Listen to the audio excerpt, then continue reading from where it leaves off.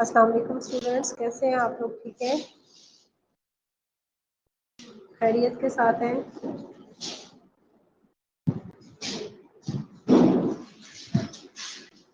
جی ماشاء اللہ، جو آپ لوگ آ جاتے ہیں پھر آپ یس نو کا میسج کرتے ہیں، وعلیکم السلام کہتے ہیں، آپ کی رزلٹ شو ہو جاتی ہے۔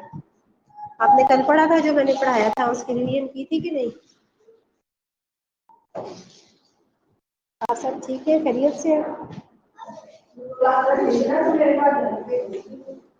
اچھا، تھوڑی تھوڑی آپ کو نا میرے کلاس کے بچوں کی آواز آئے گی، آپ نے پریشان نہیں ہونا۔ اس وقت میں کلاس میں ہوں، میری ٹیچر جو 7 بچوں کو تھوڑا بہت پڑھا رہی ہے نا، تو ان کی تھوڑی آواز بھی آپ کو آتی جائے گی، تو آپ نے پریشان نہیں ہونا، ٹھیک ہے؟ پر آپ نے اپنے لیسن پہ توجہ دینی ہے۔ چلیے اب میں آپ کو انشاء اللہ تعالی اسٹارٹ کرواتی ہوں۔ آپ اپنی بک کو اوپن کریں۔ آج ہم نے جو چیپٹر کا لاسٹ والا حصہ جو اسٹڈی کر رہے ہیں، اس سے ان شاء اللہ ہماری سیکنڈ یونٹ اسٹارٹ ہو جائے گی، ٹھیک ہے؟ تو آپ بھی اپنی بکس کو کھولیں، میں بھی اوپن کرتی ہوں۔ تھوڑا سا آپ کو ویٹ کرنا پڑے گا بک کھولنے کے لیے، میں تھوڑا آپ سے، ٹھیک ہے؟ آپ بھی کھولیں۔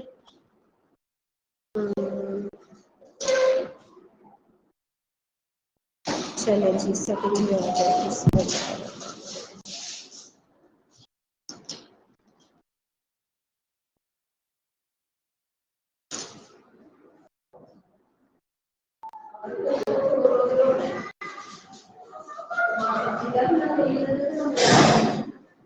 میں آپ کے ساتھ ہی ہوں، آپ ہی اپنی بک اوپن کریں اور جہاں تک ہم نے پڑھ لیا تھا وہاں تک آ جائیں۔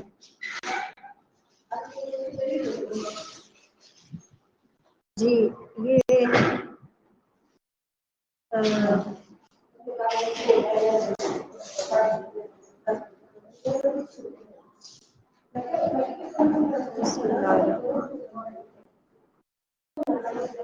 کسی بچے کے ذہن میں، وعلیکم السلام ورحمۃ اللہ وبرکاتہ، کسی کے ذہن میں وہ نمبر ہے؟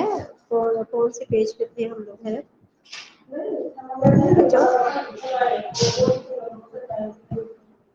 چلے خود آزمائیاں کافی ساری پڑھ چکے تھے، حاکم کا مفہوم عقل یہ بھی پڑھ چکے تھے۔ اچھا جی، محکوم فی بھی پڑھ چکے تھے، محکوم نہیں پڑھ رہے تھے نا؟ ہاں جی، محکوم نہیں تک پہنچے تھے، اور اس کو بھی ہم نے کافی حد تک پڑھ لیا تھا۔ اہلیت ادا، اہلیت ادوار، دوسرا دور، تیسرا دور، یہ بچے کی پیدائش سے پہلے بات کی باتیں ہیں۔ اہلیت کے عوارض کیا ہے، عوارض کی اقسام، سماوی جنون، لین دین کے معاملات، کی پابندی اور اس کی تکمیل، فطور عقل، لسان۔ اچھا، اب یہاں پر تھے ہم پیج نمبر 56۔ اب آپ اور میں مکلف ہیں شریعت کے، تو کچھ عوامل ایسے ہوتے ہیں کہ جن کی وجہ سے آپ پہ شریعت جو ہے وہ ہو جاتی ہے، مطلب ساقط ہو جاتی ہے نا۔ آپ کو شریعت کے احکام کی پابندی، عوارض میں آپ لوگ آ جاتے ہیں، آپ نہ بھی شریعت کی پابندی کریں تو آپ کو ناکار نہیں ہوتے۔ وہ کون سی صورتیں؟ فطور عقل، آپ کے عقل میں فطور کا پیدا ہو جانا، ٹھیک ہے جی؟ وعلیکم السلام تنزیلہ، آپ بھی آگے آہستہ آہستہ تعداد پوری ہو رہی ہے بچوں کی۔ تو اس میں یہ ہے کہ عقل کے ساتھ ساتھ ادراک اور تمیز کی اہلیت بھی جاتی رہے، اور آدمی پاگلوں جیسا ہو جائے، اس کی وہی احکام ہے جو مجنون اور دیوانہ کی ہے۔ یہ فطور عقل کی بات ہو رہی ہے۔ ایسا بندہ مکلف نہیں رہتا۔ نسیان، اب ایک بندہ ہے اس کو بھولنے کی بیماری ہے بہت زیادہ، وہ بار بار وضو کرتا ہے، بار بار نماز پڑھتا ہے، اس کا بھی حالت جو ہے بہت زیادہ وہم کرنے کی وجہ سے پاگلوں جیسی ہو جاتی ہے۔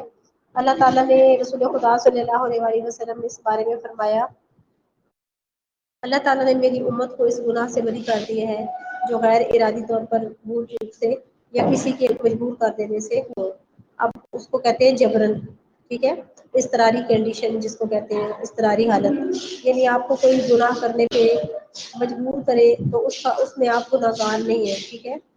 اور جیسے کہ کوئی بندہ بھول جائے، اس کو بھولنے کی عادت ہو جائے، تو وہ پھر کسی کام کو کرنے کو بھول جائے، جیسے وہ کہے کہ میں نے فجر کی نماز پڑھ لی تھی، اب اس کو پکا ہی ہے، اپنی طرف سے بیچارے کو پکا ہی یقین ہے میں نے پڑھ لی ہے، لیکن اسے میں بھی نہ پڑھی ہے کہ اس کو بھولنے کی عادت ہے، میں بھی 2 دفعہ پڑھ لی ہو۔ تو یہ جو چیزیں ہیں نا،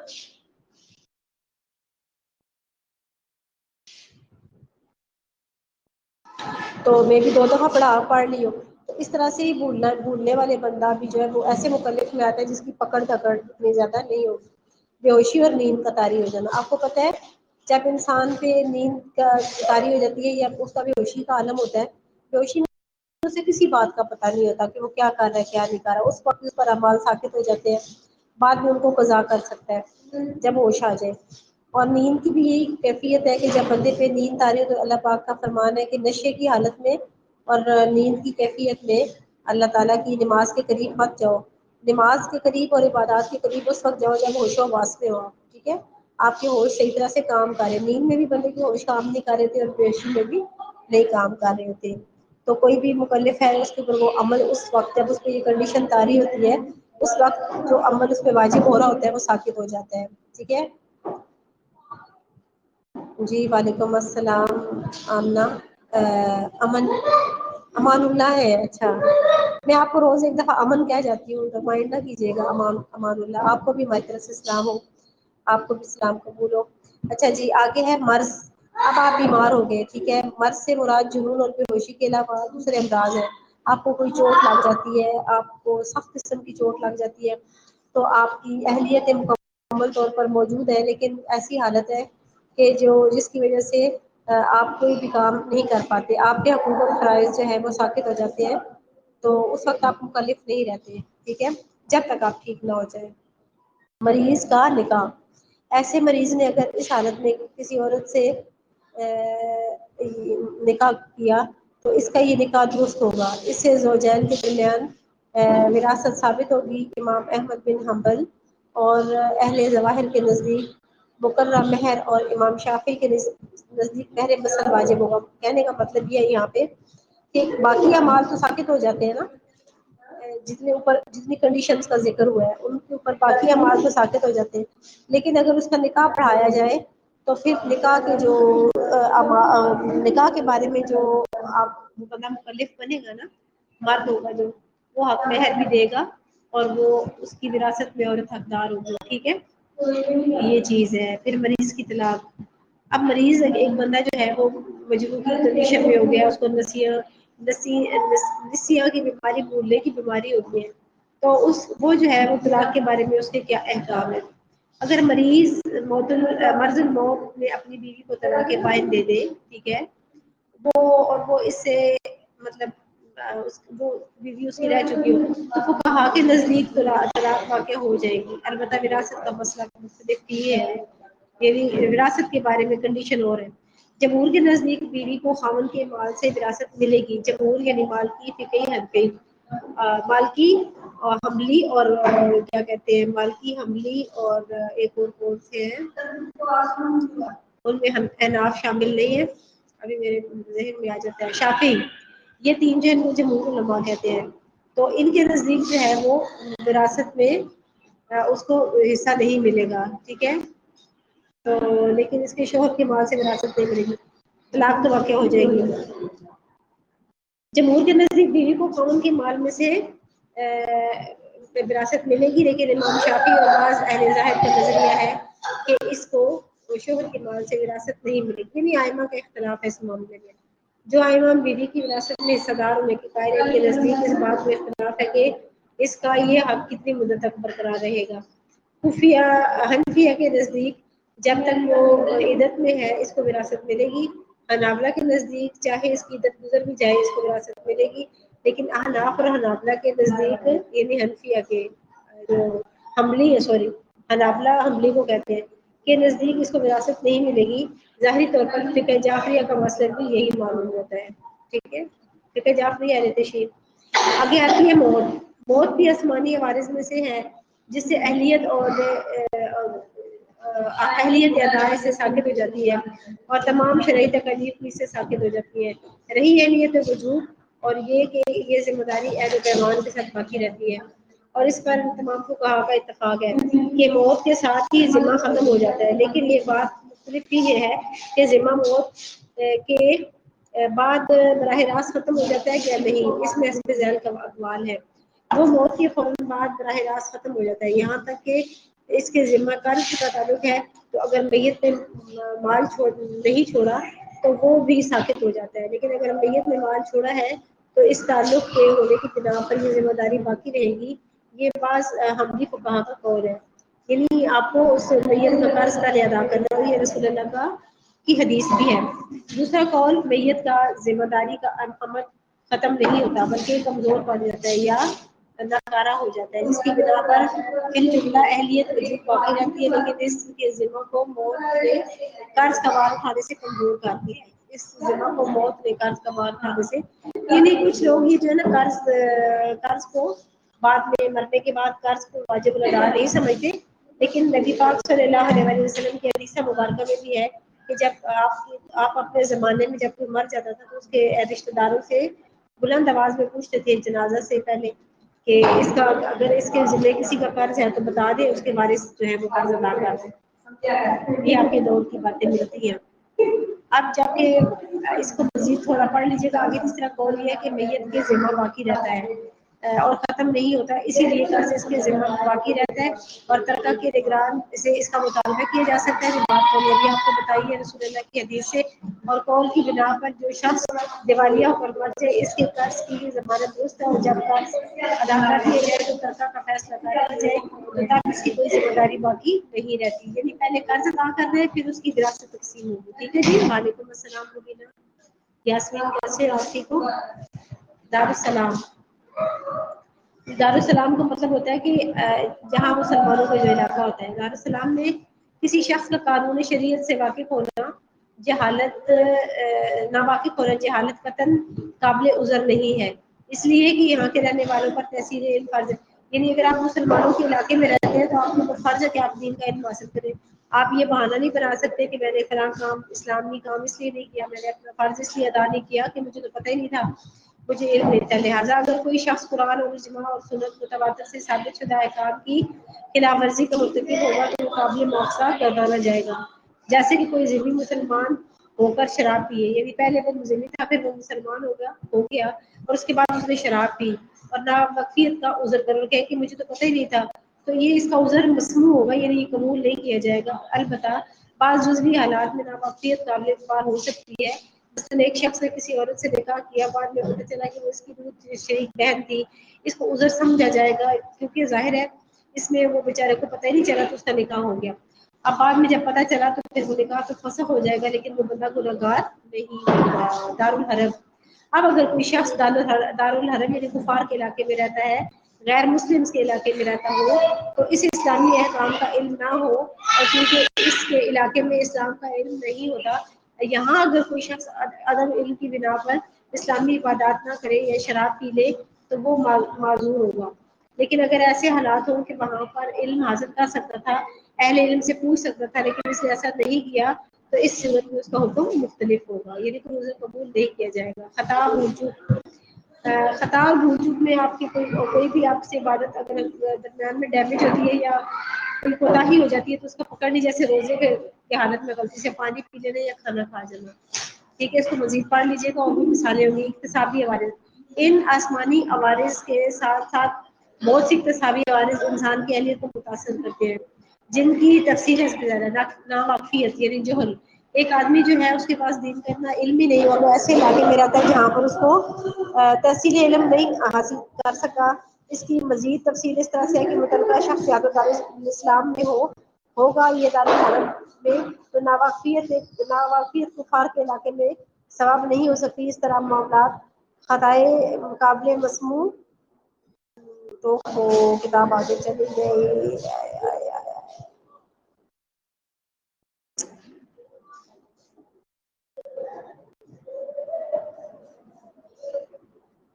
میری بک بہت آگے چلے گی, میرا ہاتھ لگ گیا بچوں, جسٹ سیکنڈ آپ ویٹ کریں, میں اس کو اپنے لے کے آؤں ذرا. ٹچ بس کرنے کی دیر ہوتی ہے نا, ٹچ موبائل پہ ہی تو مسئلہ ہے.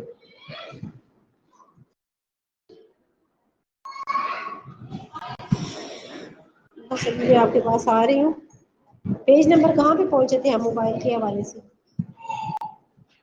میرا بہت پیچھے چلا گیا. میں 311 تک چلی گئی ہوں.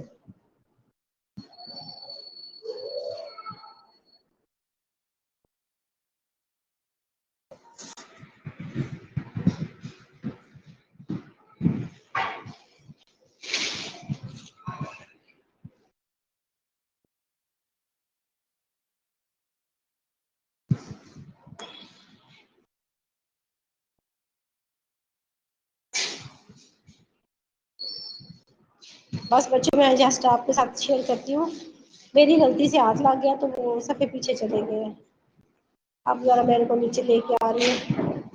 لیپ ٹاپ پہ تو وہ ان کو فورا سیٹ کر لیا جاتا ہے، لیکن موبائل پہ پھر غلطی ہونے کا امکان ہوتا ہے، ایک ایک پیج میں پیچھے لے کے جا رہی ہوں۔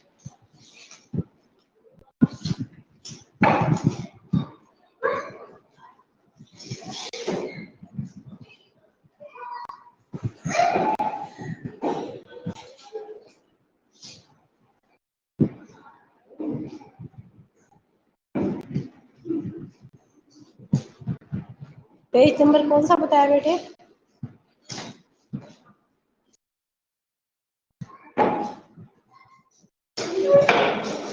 آج تو مجھے نیند کا بھی جھٹکے لگ رہے ہیں، آج میں کل بھی ایسے ہی تھا۔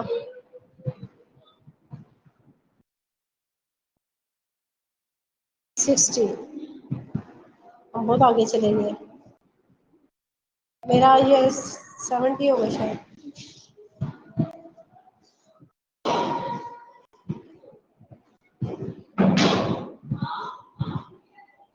وہ جو نا پیجز کے ایرو آ رہے ہوتے ہیں ان کو بھی دبانے سے کام ٹھیک نہیں ہوتا، بعض دفعہ الٹی طرف چل پڑتے ہیں نا۔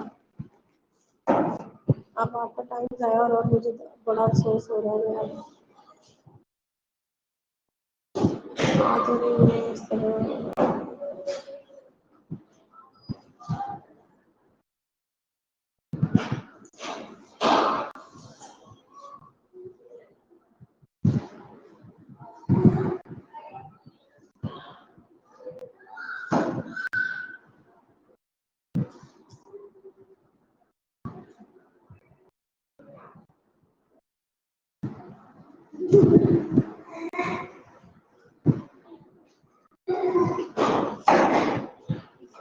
بس بچے جسٹ ایک سیکنڈ،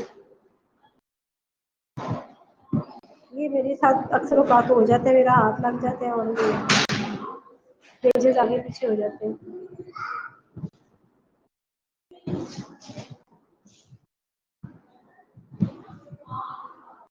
میں اس لیے بک کو زیادہ یوز کرتی ہوں، ویسے تو یہ زبانی بھی پڑھایا جا سکتا ہے، لیکن پھر میں یہ چاہتی ہوں کہ کوئی چیز بیچ میں سے مسنگ نہ ہو، ایک چیز ساتھ لے کے چلیں ریگولر صحیح طریقے سے۔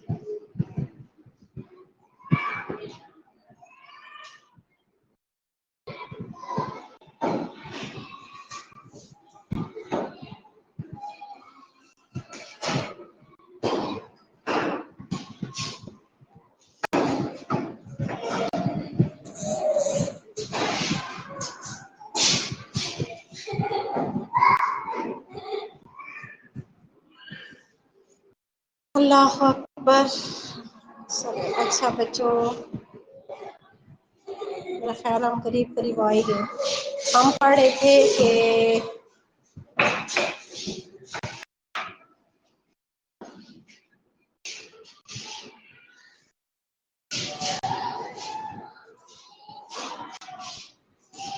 اقتدار حاکم کی تحقیق کا نظریہ تو ہم نے پڑھ لیا تھا نا۔ ہاں، رسول صلی محمد کو حاکم کے معزول کر دینے کا جاتے ہیں اس کے نہیں، یہ نہیں ابھی ہم پیچھے ہیں۔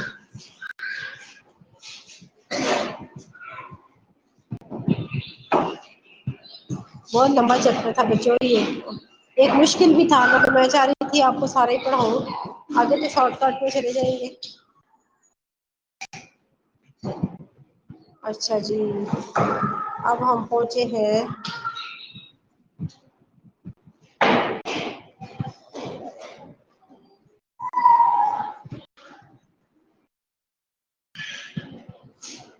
ایسی گمراہی ہوئی ہے مجھ سے کہ میرا بس ہاتھ لگنے کی دیر تھی، اتنا ٹائم ویسٹ ہو گیا۔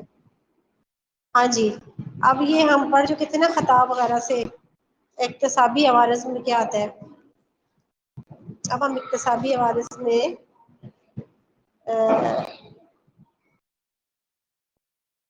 یہ اقتصابی عوارض میں یعنی جو نواقفی پہلی چیز ہے کہ آپ کا کی جہالت اس میں شامل ہو، ٹھیک ہے۔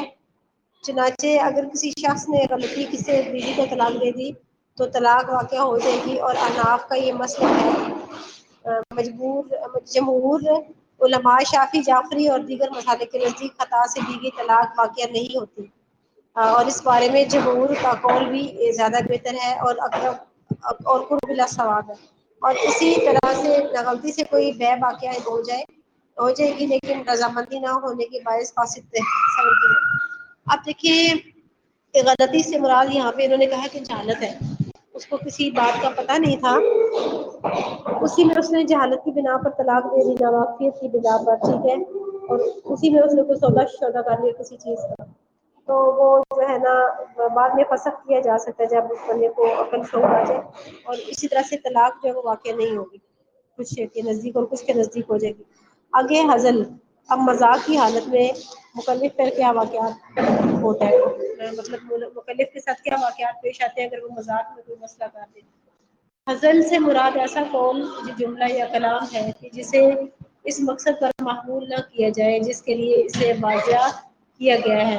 مذاق حزل کرنے والا شخص اپنے اعتبار سے بات کرتا ہے اور وہ اس کے معنی بھی سمجھتا ہے، لیکن اس کا مقصد وہ شے نہیں ہوتی جس کے بارے میں وہ بات کر رہا ہوتا ہے، یعنی وہ بات جو کر رہا ہوتا ہے وہ مذاق میں کر رہا ہوتا ہے، اصل مقصد اس کا وہ نہیں ہوتا۔ حزل مذاق نہ اہلیت کے وجود کے منافی ہے اور نہ اہلیت ادا کے، لیکن حزل کرنے والے کی نسبت کچھ احکام پر اثر انداز ہوتا ہے۔ اس بارے میں احکام کا خلاصہ یہ ہے کہ اخبارات، یعنی ایسے معاملات جن کا تعلق خبر سے ہے یعنی حدیث سے، اور اس قسم کے معاملات میں حزل کو اقرار کو باطل قرار کر دیتا ہے اور اقرار کو باطل کر دیتا ہے، یعنی کہ اب اگر آپ نے کسی سے وعدہ کیا ہو تو، اور حزل کرنے والے کی بات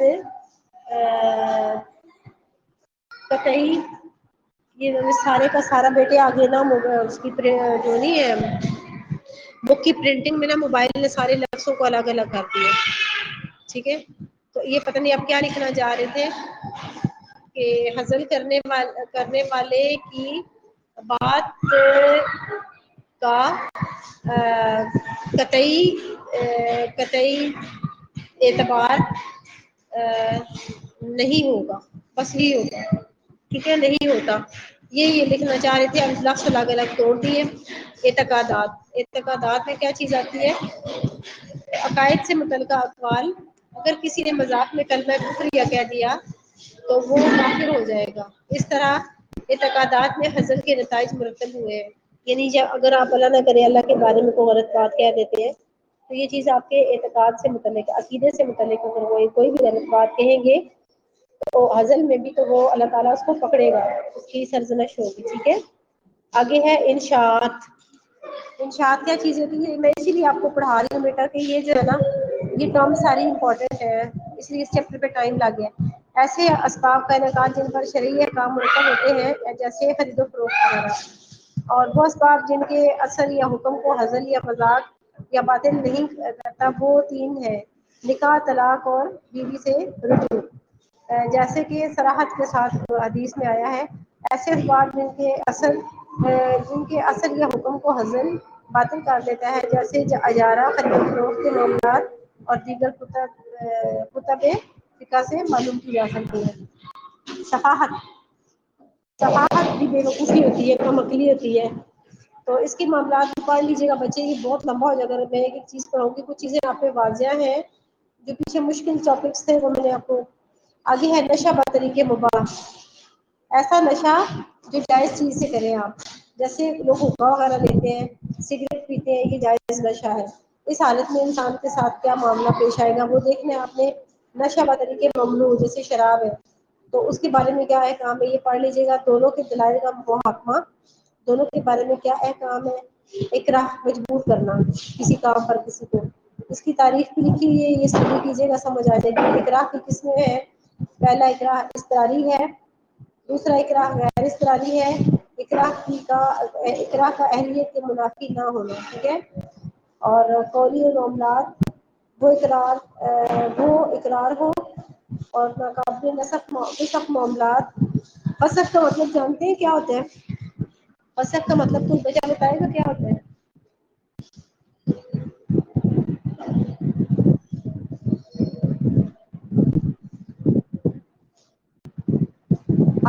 کفری کلمات کہنے سے، غلط بات کہنے سے انسان دین سے باہر ہو جاتا ہے. مذاق میں بھی کفری کلمات نہیں کہنی چاہیے. نسخ کا کیا مطلب ہوتا ہے بچوں؟ نسخ اور فسخ،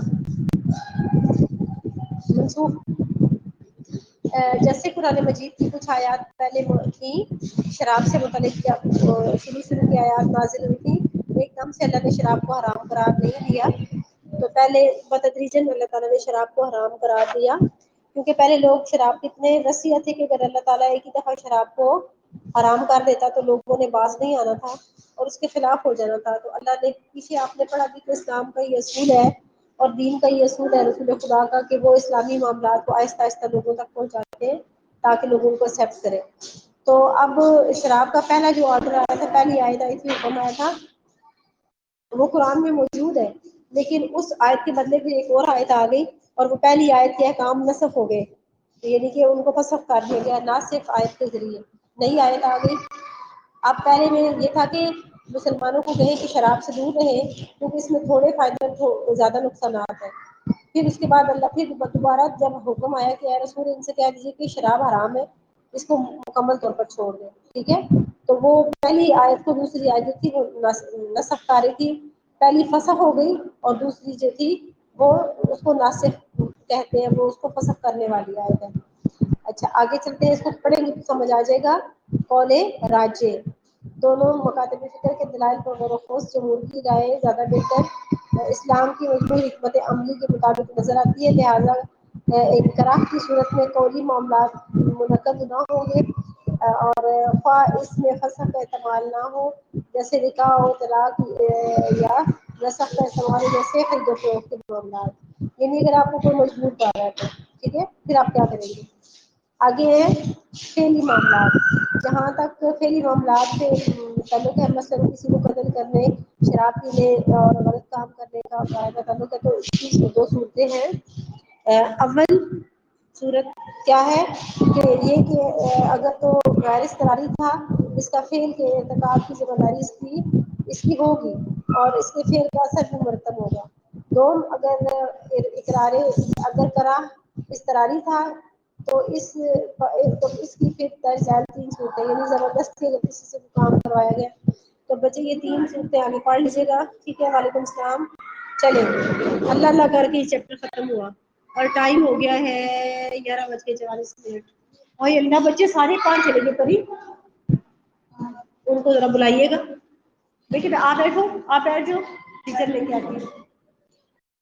اچھا جی، کلاس کے بچے باہر نکل گئے ہیں، 2-3 جو آئے ہیں، آج تعداد کم ہے بچوں کی تو پانی کے بہانے سے نکل گئے ٹیچر کو ڈانٹ دے کے.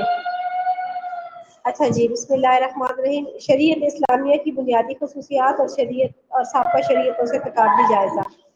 اب یہ ہے کہ ہماری شریعت تو ساری ہے ہی خصوصیات، اور مقابلہ شریعتوں کی چیز یہ ہے کہ ان میں بھی وہ بھی خصوصیات والی شریعتیں ہیں کیونکہ وہ اللہ کی طرف سے آئی ہیں، لیکن ان میں پھر مسئلہ کیا ہوا کہ لوگوں نے ان میں بگاڑ پیدا کر دیا نا، لوگوں نے ان کو چینج کر دیا. میں آپ کی اپنی جگہ چینج کرتی ہوں.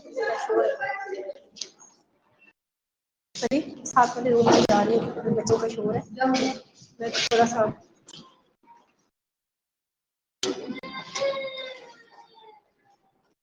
بچے ساتھ رو بھی ہے، رونے کا کام کر رہے. آپ کی کلاس ڈسٹرب ہو رہی ہے. بچے تو پاس آتے نہیں ہیں بچوں.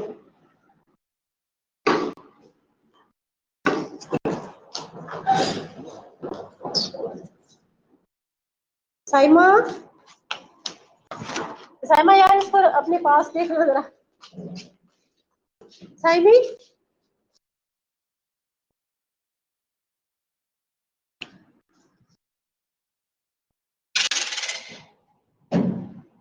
اچھا جی، چھوٹی سی بچی ہے، میں وہ ٹیچر ہے نا ان کی بیٹی چھوٹی سی 2 سال کی ہے، تو وہ چلتی چلتی میرے روم میں دروازے کو کبھی کھولتی کبھی بند کرتی ہے تو ڈسٹربینس ہوتی ہے. چلیں جی، بسم اللہ الرحمن الرحیم. شریعت اسلامی کی بنیادی خصوصیات. اور اب اس کو نا زیادہ اس میں کچھ مشکل نہیں ہے، بس میں اس کے ٹاپک کلیئر کرتی جاتی ہوں، آپ دیکھتے جائیں. ٹھیک ہے، اس کا مقصد پڑھتے ہیں کیا ہے،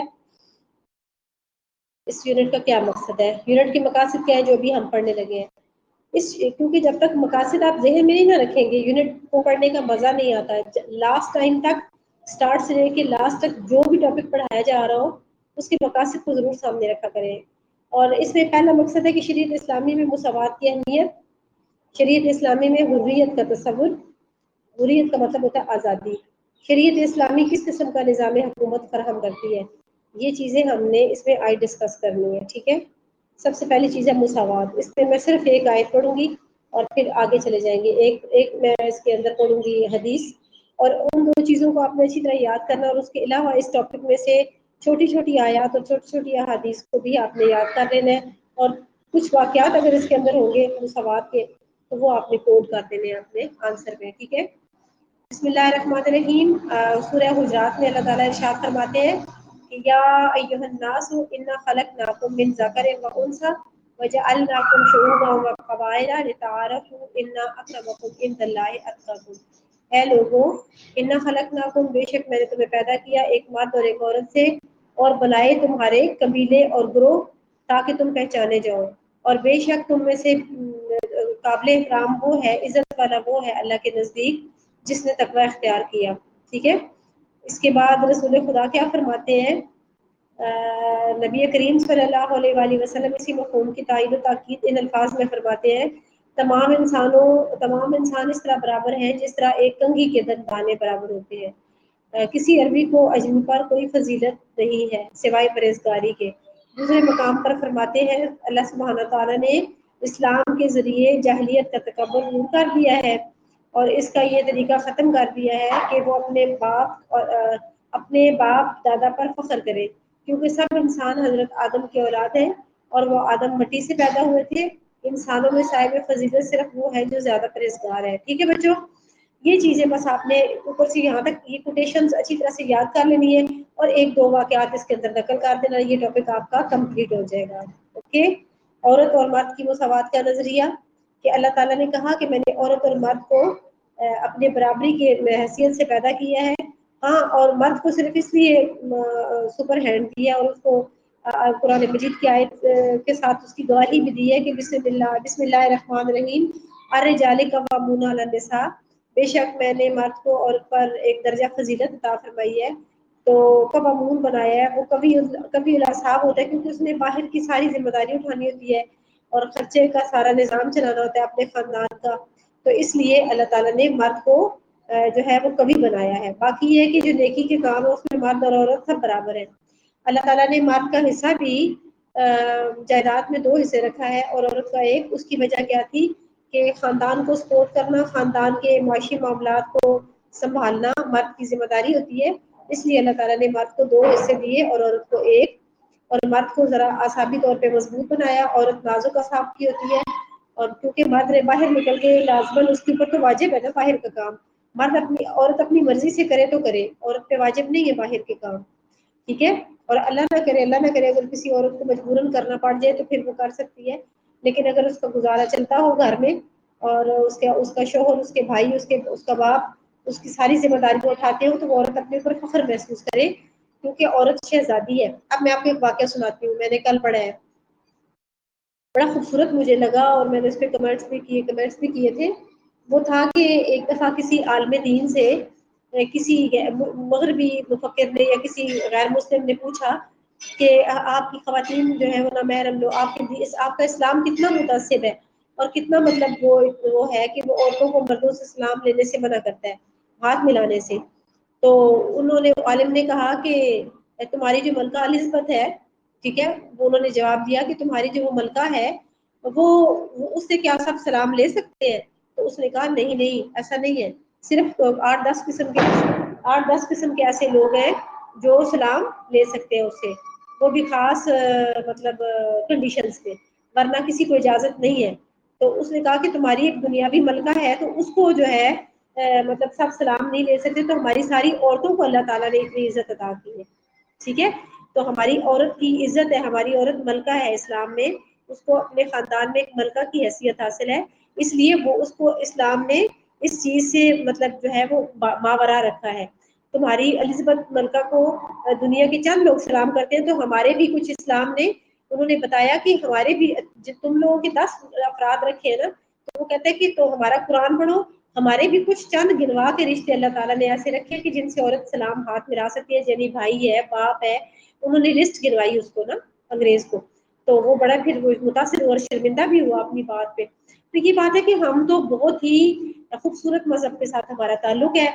اور اللہ تعالیٰ پھر نیچے فرماتے ہیں، یہ دیکھیں جو آیت میں نے پڑھ کے سنائی ہے اس کے ساتھ میں وہ سورہ نساء کی شاید آیت تھی، اور یہ نیچے ہے سورہ بقرہ کی، وَلِلرِّجَالِ عَلَيْهِنَّ دَرَجَاتٌ، البتہ مردوں کو ان پر ایک درجہ فضیلت حاصل ہے، عورتوں پر ایک درجہ، اور وہ درجہ وہی ہے کہ مرد نے کی ذمہ داری زیادہ ہے، بس اور کوئی بات نہیں. اور یہ بات نہیں ہے کہ اگر دیکھیں روزے بھی برابر ہے، نماز بھی برابر ہے، عقیدے میں بھی برابر ہے، اور پھر عزت و احترام میں تو عورت کو زیادہ عزت دی گئی ہے مرد سے. تو مطلب اس کو ایک خوبصورت شہزادی بنا کے گھر میں رکھا گیا، مرد کو حکم دیا کہ اس کی ہر ضرورت کو پورا کرو. اگر بچے کو دودھ نہیں پلانا چاہتی تو اس کو آیا رکھوا کے دو، وہ بچے کو دودھ پلائے گی. اتنی محبت ہے اللہ تعالیٰ کو عورت ذات سے. اللہ پاک نے اس کو ایک خاص قسم کے مطلب آسانیوں اور سہولتوں سے نوازا. لیکن بڑی شرم کی بات ہے کہ آج کی عورت آزادی کے نام پر بہت غلط کام کرتی ہے، باہر سڑکوں پہ آ جاتی ہے آزادی کے نام پہ، اور وہ کہتی ہے کہ میری مرضی. اور وہ کیا انہوں نے پچھلے دنوں ایک مطلب ڈرامہ رچایا ہوا تھا، میرا جسم میری مرضی، اس طرح کی بکواسات جو ہیں ان کو مغربی حکومتیں سکھاتی ہیں، اور وہ دوسرے لوگوں کے لیے کام کر رہی ہے، لابی ہے ان کی. تو یہ بڑی شرم کی بات ہے. تو اللہ تعالیٰ نے عورت کو بڑی خوبصورت مقام عطا کیا ہے، اور اس کو ہمیں سمجھنا چاہیے. اب یہ جو میں آپ کو آیت پڑھ کے سنا رہی تھی نا، وہ یہ ہے بسم اللہ الرحمن الرحیم. سورہ نساء کی آیت ہے، الرجال قوامون علی النساء بما فضل اللہ بعضهم علی بعض وبما انفقوا من اموالهم. کیونکہ مرد عورتوں پر قوام ہے، قوام کا مطلب ہوتا ہے مضبوط، ٹھیک ہے، اس بنا پر کہ اللہ نے ان میں سے ایک کو دوسرے پر فضیلت دی ہے، اور اس بنا پر کہ مرد اپنے مال خرچ کرتے ہیں. آئی سمجھ بیٹا؟ اللہ نے لاجک پیش کر دی. تو اللہ کو پتا تھا نا کہ کل تک لوگ عورتیں اعتراض کریں گی، جاہل عورتیں دوسرے لوگوں کے کہنے پہ، غیر مسلموں کے کہنے پہ آ کے دین اسلام کو بدنام کرنے کی کوشش کریں گی. تو پروردگار عالم نے اس مسئلے کا حل پہلے ہی پیش کر دیا. ٹھیک، اب ہم آگے چلتے ہیں. یہ مساوات کا اتنا ہی کافی ہے. آگے آ جاتا ہے جی حریت. حریت کا مطلب ہوتا ہے آزادی، حریت فکر. ہر انسان اپنی فکر میں آزاد ہے، کسی انسان کو پابندی نہیں کہ وہ یہ سوچے یہ نہ سوچے. پروردگار عالم نے سوچ میں عقل کی شعور کے استعمال شعور کے استعمال میں ہر ایک نفس کو آزادی دی ہے. آپ جیسا دل چاہے سوچو، ٹھیک ہے، لیکن جس کی تربیت اچھی ہوئی ہوگی، جس کی تربیت اسلام نے کی ہوگی، وہ اچھا ہی سوچے گا. اور جس کی تربیت دوسری اقوام نے کی ہے، جو اپنے دین سے ہٹ چکی ہے، اللہ کے دین کو چھوڑ چکی ہے، یا اللہ کے دین پہ تھی ہی نہیں، تو وہ تو لازمی بات ہے غلط ہی سوچیں گی. ٹھیک ہے. ہمارا تو یہ ہے کہ جب بچہ پیدا ہوتا ہے نا، تو اس کے دائیں کان میں اذان اور بائیں میں اقامت کہی جاتی ہے. تو اس کے دماغ میں پہلے ہی فطری خوبصورتی اور پاکیزگی کو داخل کر دیا جاتا ہے، اور اس کو توحید سکھا دی جاتی ہے، اس کو رسالت سکھا دی جاتی ہے. اب وہ جیسے جیسے بڑا ہوتا ہے، وہ بچپن کی گواہی جو اس کے دونوں کانوں میں گونجی جاتی، مطلب اس کو سنوایا جاتا ہے، وہ اس کو مرتے دم تک، قبر میں پہنچنے تک اس کو یاد رہتی ہے، اور وہ ساری زندگی اس کے کام آتی ہے. وہ بھٹکنے سے بچ جاتا ہے اگر خود تھوڑی سی کوشش کر لے. تو ادھر اللہ تعالیٰ قرآن مجید میں ارشاد فرماتے ہیں کہ ان فی خلق السماوات والارض واختلاف اللیل والنہار والفلک التي تجری فی البحر بما ينفع الناس وما انزل اللہ من السماء من ماء فاحیا به الارض بعد موتها وبث فيها من كل دابة وتصريف الرياح والسحاب المسخر بين السماء والارض لآیات لا آیات لقوم یعقلون. سورہ بقرہ کی آیت ہے، اس کو آپ صرف ترجمے کو یاد کر لیجیے گا. اور وہ یہ ہے کہ یہ لوگ عقل سے کام لیتے ہیں، جو لوگ عقل سے کام لیتے ہیں، ان کے لیے آسمانوں اور زمین کی ساخت میں رات اور دن کے پہم ایک دوسرے کے بعد آنے میں، یعنی رات آ رہی ہے، دن جا رہا ہے، دن آ رہا ہے، رات جا رہی ہے، تو اس طرح سے ان چیزوں میں عقل والوں کے لیے نشانی ہے. ان کشتیوں میں جو انسان کے نفع کی چیزیں لیے ہوئے دریاؤں اور سمندروں میں چلتی پھرتی ہیں، ان میں بھی نشانی ہے. بارش کے اس پانی میں جسے اللہ اوپر سے برساتا ہے، پھر اس کے ذریعے زمین کو زندگی بخشتا ہے، اور اپنے اس نظام کی بدولت زمین میں ہر قسم کی جاندار مخلوق کو پھیلاتا ہے. ہواؤں کی گردش میں اور ان بادلوں میں جو آسمان اور زمین کے درمیان تابع فرمان بنا کر رکھے گئے ہیں بے شمار نشانیاں ہیں. ٹھیک ہے، تو یہ چیزیں عقل والوں کے لیے نا. اور حریت کا مطلب ہے کہ آپ عقل کو استعمال کر کے سوچ سکتے ہو کہ اللہ نے یہ سب کچھ، کوئی آپ کے عقل کے پیرا نہیں بٹھایا ہوا بھئی یہ چیز سوچنی ہے اور یہ نہیں سوچنی، یہاں عقل استعمال کرنی ہے یہاں نہیں کرنی. ایسا بالکل نہیں ہے. آپ ہر جگہ اپنا عقل استعمال کر کے اچھائی کی طرف جا سکتے ہیں. جیسے کل ابھی ڈسکشن ہو رہی تھی، عقل بہت بڑا ہتھیار ہے. اگر کبھی کوئی کہیں پر آپ کو کوئی اچھی بات بتانے والا بندہ نہیں ملتا، آپ پر کسی کے پیغام نہیں پہنچتا اچھائی کے حوالے سے، کوئی مسئلہ نیا درپیش آ جاتا ہے قرآن و سنت کا، تو آپ اپنے عقل کے ذریعے قرآن اور سنت کے اندر سے مسئلے کا حل نکال سکتے ہیں. ٹھیک ہے، آگے ہے آگے بھی کچھ آیات ہے وہ آپ پڑھ لیجیے گا. پھر نیچے ہے سورہ یونس کی آیت ہے آخری پیج نمبر 85 پہ. بسم اللہ الرحمن الرحیم. قل انظروا ماذا فی السماوات والارض. سورہ یونس کہتے ہیں کہو کہ دیکھو آسمانوں اور زمین میں کیا کچھ ہے. سورہ ملک میں بھی ہے. ٹھیک ہے، تو اللہ تعالیٰ فرماتا ہے کہ زمین اور آسمان پہ دیکھو تمہاری آنکھیں تھک جائیں گی لیکن تم کچھ پا نہیں سکو گے. بچے کچھ لوگوں کی آواز کٹ رہی ہے، سب کی تو نہیں کٹ رہی، کچھ لوگوں کو بس نہیں آ رہی نا، تو سگنل کا پرابلم ہوگا. تو اب آگے ہے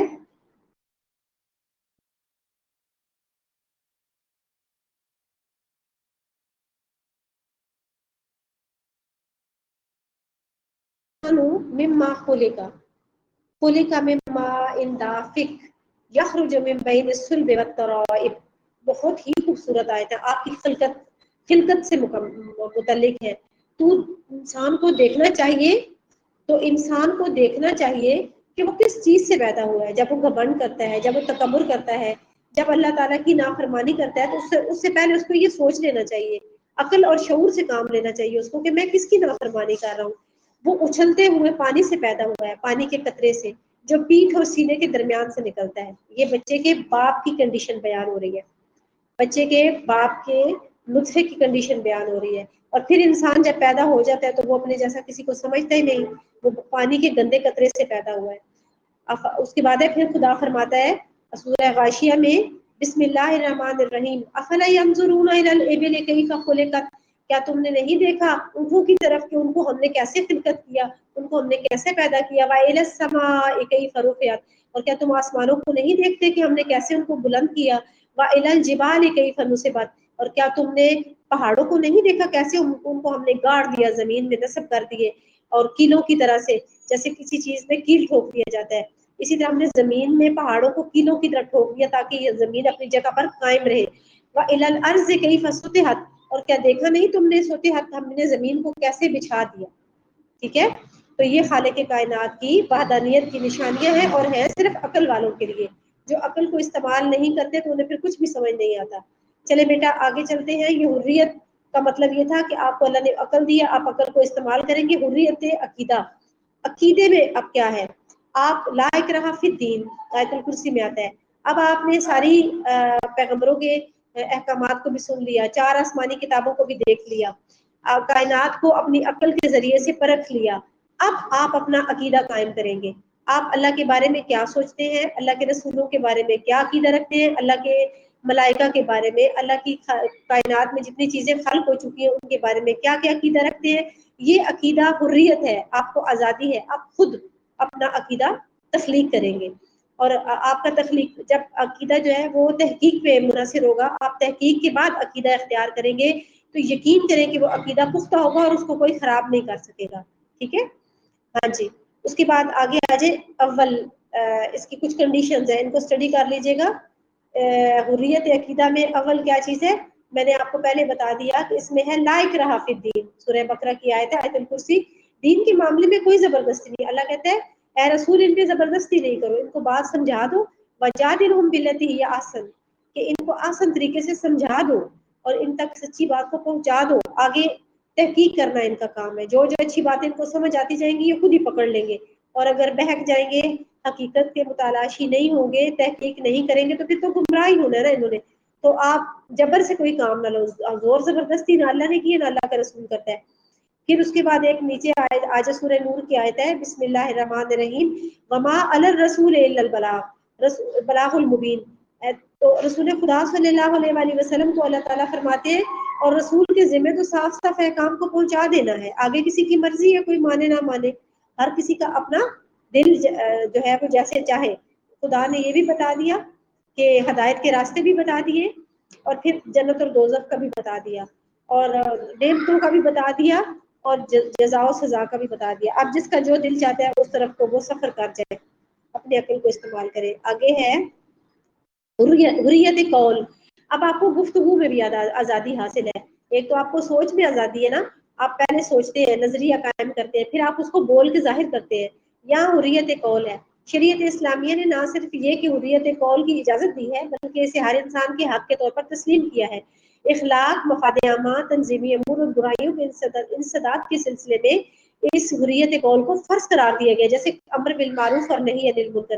چنانچہ اللہ سبحانہ تعالیٰ کا ارشاد ہے وَلْتَكُن مِّنكُمْ أُمَّةٌ يَدْعُونَ إِلَى الْخَيْرِ وَيَأْمُرُونَ بِالْمَعْرُوفِ وَيَنْهَوْنَ عَنِ الْمُنكَرِ. اب آپ نے تحقیق کر لی، میں نے بھی تحقیق کر لی. اب ہم نے اللہ کے دین کو جیسا پایا، اس میں سے ہمیں جو چیزیں اچھی لگی، ہمارا فرض بنتا ہے ہم دوسروں تک بھی پہنچائیں. جو چیزیں غلط معاشرے میں پھیل رہی ہیں ان سے دوسروں کو روکے. ٹھیک ہے، جب آپ تحقیق کر چکے، خود کو حق کے راستے پہ گامزن کر چکے، اب آپ کا فرض ہے کہ اللہ کی مخلوق کی بھی رہنمائی کریں. جو لوگ اتنی اتھینٹیکیشن نہیں کر سکتے، جو لوگ تحقیق نہیں کر سکتے، جن کے پاس بعض دفعہ ٹائم نہیں ہوتا، حالات ایسے ہوتے ہیں، آپ ان کے لیے بھی ہیلپ فل ہو جائے. ٹھیک ہے، تو یہ ہم سب پر، ہم امت وسط ہے، رسول خدا کی امت جو ہے وہ امت وسط ہے، اس پہ فرض ہے کہ وہ دوسرے لوگوں کی جو ہے وہ اصلاح کرے. تو اللہ پاک ارشاد فرماتے ہیں سورہ آل عمران میں تم میں سے کچھ لوگ ایسے ضرور ہونے چاہیے جو نیکی کی طرف بلائیں، بھلائی کا حکم دے اور برائیوں سے روکتے رہیں. یہ قول حریت قول ہے. ٹھیک ہے، اور حریت قول میں ایک بات کا خاص خیال رکھنا ہے کہ اس حریت آزادی کو استعمال کرتے ہوئے کسی کو نازیبا الفاظ مت کہیں، کسی کی دل شکنی نہ کریں، کسی کی دل آزاری نہ کریں، کسی کے عقائد کو برا بھلا نہ کہیں، کسی کے اوپر فتوے مت لگائیں. جو کوئی بھی کسی دین پہ چل رہا ہے، آپ کا صرف بتانا فرض ہے، آگے تحقیق کرنا اس کا اپنا فرض ہے. ٹھیک ہے، ہر کسی کو آزادی سے، کوئی کافر ہے تو اس کو کافر کی روش پہ چلنے دو، بتانا بس آپ کا کام تھا. اگر منہ سے نہیں بتا سکتے، اپنے قول سے کر کے نہیں بتا سکتے تو فعل سے کر کے دکھا دیں. ٹھیک ہے، لیکن آپ کسی پہ زبردستی نہیں کر سکتے. آگے ہے رسول خدا کے بارے میں تو فرمایا گیا کہ انکا لا خلق عظیم، سورہ قلم میں، کہ بے شک رسول خدا صلی اللہ علیہ وسلم اخلاق کے بلند درجے پر فائز تھے. آپ جو تھے، آپ قول و فعل میں اتنے خوبصورت انداز کو اختیار کرتے تھے کہ آپ نے اللہ تعالیٰ کی مخلوقات کے لیے بہت ساری آسانیاں پیدا فرمائی. ٹھیک ہے، اور آپ کا جو اخلاق تھا وہ لوگوں کو دین کی طرف کھینچتا تھا، اور آپ کو تلوار کی ضرورت نہیں پڑی، بلکہ آپ نے اپنے اخلاق کے ذریعے لوگوں کو بلایا. اب اللہ طریقہ کار کیا سمجھا رہے ہیں کہ لوگوں کو کس طریقے سے دعوت دینی ہے. سورہ نحل میں زبردستی تو بالکل نہیں کرنی. اور پھر اللہ تعالیٰ رسول خدا کو فرما رہے ہیں سورہ نحل میں بسم اللہ الرحمن الرحیم حریت قول کے بارے میں ادعو الی سبیل ربک بالحکمت والموعظۃ الحسنۃ وجادلھم بالتی ہی احسن. بلاؤ، ادعو بلاؤ، الی سبیل ربک، اللہ کی سبیل کی طرف، اللہ کے راستے کی طرف. ٹھیک ہے، رب کا، اپنے رب، اے رسول تم اپنے رب کی طرف بلاؤ. ٹھیک ہے، بالحکمت، حکمت کے ساتھ، عقل مندی کے ساتھ، والموعظۃ الحسنات، اور ایسی خوبصورت موعظت حسنہ ہوتا ہے نصیحت کے ساتھ، احسن نصیحت کے ساتھ ان کو اپنی طرف بلاؤ. اور وجادلھم، اور اگر ان کے ساتھ مجادلہ کرنا پڑ جائے، جھگڑا ہو جائے، بالتی، ان کے ساتھ جن کے ساتھ آپ کا مباحثہ ہو رہا ہے، مباحثہ ہو جائے، کوئی جھگڑے والی بات آ جائے، ہی آسن، تو احسن طریقے سے ان کے ساتھ گفتگو کرو، احسن طریقے سے مخالف پارٹی کو سمجھاؤ. ٹھیک ہے، اب آگے سے اسی کو آپ مزید اس میں سے چھوٹی چھوٹی آیات اور وہ کیا کہتے ہیں احادیث، اس کو مزید شامل کر لیجیے گا. آگے ہے منفرد نظام حکومت. اب ہمارا اسلامی نظام حکومت کیا ہے؟ اسٹوڈینٹس آپ میرے ساتھ ہیں؟ آپ کو آواز آ رہی ہے یا میں بولتی جا رہی ہوں؟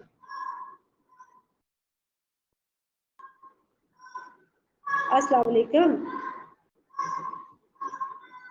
آواز آ رہی تھی سب کو؟ ٹھیک ہے، چلیں جی، بسم اللہ الرحمن الرحیم. اب ہمارا اسلامی نظام حکومت ہے، اس میں کیا انفرادیت پائی جاتی ہے؟ سب سے پہلی چیز ہے اسلام نے مشورے کا حکم دیا ہے، شورا. تو سورہ شورا میں اللہ تعالیٰ ارشاد فرماتے ہیں وَأَمُرْهُمْ شُورَىٰ بَيْنَهُمْ، اپنے معاملات میں مشورے کر لیا کرو. پھر اس کے بعد ہے یا مشورے کرتے ہیں، پھر ہے وَشَاوِرْهُمْ فِي الْأَمْرِ، تعاون سے معاملات میں مشورہ لیتے رہیے. یہ سورہ آل عمران کی آیت ہے.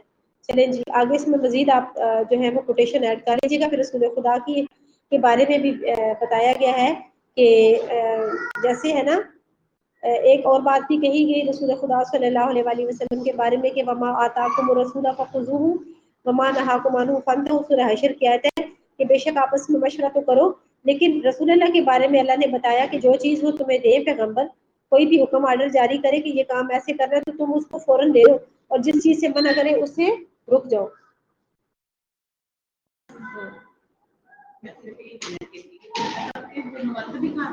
جی ہاں بالکل، سب کو، چھوٹا بچہ نہیں ہے اس کو بھی آتے. میری فیملی ساری کھاتی ہے. نہ نہ بالکل بھی نہیں. آپ نے گرم والی بات سوچنی نہیں ہے، کوئی بھی اس کے بارے میں وہم نہیں کرنا. ٹھیک ہے. ہاں جی وہ میری ٹیچر آ گئی تھی تو وہ مجھ سے کسی میڈیسن کا پوچھ رہی تھی. چلیں جی اچھا جی بسم اللہ الرحمن الرحیم. رسول خدا صلی اللہ علیہ وسلم کے بارے میں ہے کہ تم نبی پاک کے پاس بیٹھو اور پوری امت کے حوالے سے نبی پاک کے ساتھ جب آپ سے وہ مشورہ مانگے رسول اللہ تو آپ ان کو مشورہ دیں، لیکن جہاں رسول اللہ کوئی اپنا حکم دے دیں آپ کو اللہ کی طرف سے نازل کرتا یا کوئی بات کہہ دے تو پھر آپ کو جیسے اللہ کا رسول کہتا ہے وہ بات ویسے ہی ماننی ہے، جس سے منع کرے اس سے منع ہو جانا ہے. ادھر اپنا مشورہ نہیں چلانا، اپنی بات نہیں منوانی وہاں پر، کیونکہ اللہ کا رسول تو وہ کہتے ہیں نا جو وہ ہے نا کہ وما ينطق عن الهوى ان هو الا وحی یوحی. سورہ نجم کی آیت ہے کہ تمہارا رسول اللہ کی مرضی کے بغیر، اللہ کی وحی کے بغیر بولتا ہی نہیں، وہ وہی کچھ کہتا ہے جو اللہ کی طرف سے حکم ہوتا ہے. تو اللہ کے رسول کے سامنے تو کسی کو بالکل جو ہے نا جرات ہی نہیں ہو سکتی. وہ بندہ مسلمان ہی نہیں رہتا جو اللہ کے رسول کے سامنے سر کو بلند کرے یا اپنا مشورہ پیش کر کے اس پہ اڑے. مشورہ دینے کا حکم ہے، رسول اللہ کے زمانے میں بھی اصحاب کرام مشورہ دیتے تھے، لیکن اتھینٹک فیصلہ لاسٹ فیصلہ رسول خدا کا اپنا ہوتا تھا اور وہ خدا کے احکام کے مطابق ہوتا تھا. ٹھیک ہے. کہیں جنگ پہ جانا ہوتا تھا رسول اللہ مشورہ لیتے اپنے اصحاب کے وہ اصحاب کرام کو ظاہر آپ نے ایک رول ریگولیشن سکھانا ہوتا تھا. تو اس کے بعد یہ ہے کہ ایک زندگی گزارنے کا طور طریقے سکھانے ہوتے تھے، مشورہ سب سے لیتے تھے. اور پھر اگر جس کا مشورہ آپ کے قرآنی احکام سے متعلق ملتا جلتا ہوتا تھا یا آپ کی حدیث سے تو پھر اس کو آپ دوسرے لوگوں پر جو ہے فوقیت دیتے تھے اور اس کو قبول فرماتے تھے. اب آپ آگے اس کو پڑھ لیجیے گا. پہلی امت کی خصوصیت ہے مشورے کی. شورا قائم ہوتی ہے اسلام میں تو پھر کوئی کام ہوتا ہے، شورا کے بغیر کوئی کام نہیں کیا جاتا. شورا کہتے ہیں مشورہ کرنے کو. ٹھیک ہے. حکومتی معاملات میں اقتدار حاکم کی تجدید کا نظریہ. بار بار یہ پتہ نہیں ہمارے جو کمپیوٹر ہے ان کی غلطی کی وجہ سے یہ لفظ تجدید ہوتا ہے یا تحدید ہوتا ہے. بس یہ تحدید یا تو حدود سے نکلا ہے لفظ. حدید جو ہے نا تحدید حدود کو جاری کرنا. چلیں ہم اس کو پڑھتے ہیں. اقتدار حاکم کی تحدید کا نظریہ. سب سے پہلے شریعت اسلامی نے اقتدار پر حدودوں کو یوں عائد کی ہے اور اس باب میں اقتدار کی تصرفات کو پابند حدود کیا ہے اور اس کے اختیارات پر کچھ قیود لگائی ہیں اور انہیں ان کی زیادتیوں اور الگ سے پر جواب دہ قرار دیا ہے. اس نظریے کا قیام 3 اساسی اصولوں پر مبنی ہے. یعنی جو آپ پر حاکم بنایا جائے گا نا اس کو بھی حدود کا سامنا کرنا پڑے گا. ٹھیک ہے. اگر وہ کچھ غلط کام کرے گا مثلا جیسے اقتدار حاکم کے حدود. اب اس کی کون کون سی حدود ہے جو ہے نا وہ اول چیز اس میں آتی ہے اقتدار حاکم کی حدود، یعنی جو آپ کے اوپر حاکم مقرر کیا گیا اقتدار جس کے پاس ہے اس کی حدود کون سی ہے، اس کو کون کون سی حدوں کے اندر رہ کے کام کرنا ہے. دو زیادتی اور لغزشوں کے وقت حاکم کی مسئولیت کا تصور. ہمارے مسلمانوں میں یہ چیز پائی جاتی ہے کہ حاکم بھی اگر غلطی کرے گا تو اس کو جواب دہ ہونا پڑے گا عوام کے سامنے. امت کو حاکم کے معزول کر دینے کا حق ہے. اگر حاکم اسلام اور دین کے خلاف کام کر رہا ہو تو اس کو معزول کرنے کا اسلام کو حق حاصل ہے. میں نے اس دن آپ کو کربلا کے واقعے کی مثال دی تھی کہ امام حسین علیہ السلام نے جب دیکھا کہ جو یزید ہے وہ اس نے حضرت امام حسین علیہ السلام سے کہا کہ آپ میری بیعت کریں. تو امام حسین علیہ السلام نے فرمایا تھا کہ میرے جیسا تیرے جیسے کی بیعت نہیں کر سکتا. میں تو اس راستے پہ ہوں جو رسول اللہ کا راستہ ہے اور تم اس راستے پہ ہو جو گمراہی کا راستہ ہے. تو میرے جیسا پھر آپ اس کے خلاف اٹھ کھڑے ہوئے تھے اور آپ نے بیعت نہیں کی تھی بلکہ آپ نے بیعت سے انکار کیا تھا تو وہ یزید آپ کے خلاف اٹھ کھڑا ہوا تھا. اور آپ کو آپ کے در پہ ہو گیا تھا اور آپ کی ساری فیملی کو شہید بھی کر دیا اور جلا وطن بھی کر دیا.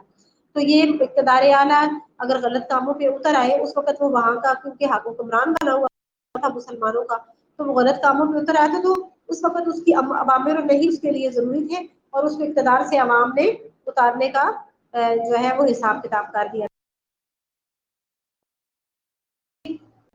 اس کے بعد ہے دوم ہے زیادتی اور لفظوں کے وقت حاکم کی وصولیت کا تصور. سوم ہے امت کو حاکم کے معزول کر دینے کا حاکم اس کو مطلب آگے ڈیٹیل میں بیان کیا گیا. ٹھیک ہے اسی ساری کوٹیشن آگے آ جاتے ہیں. آگے شریعت اسلامیہ کا نظریہ طلاق.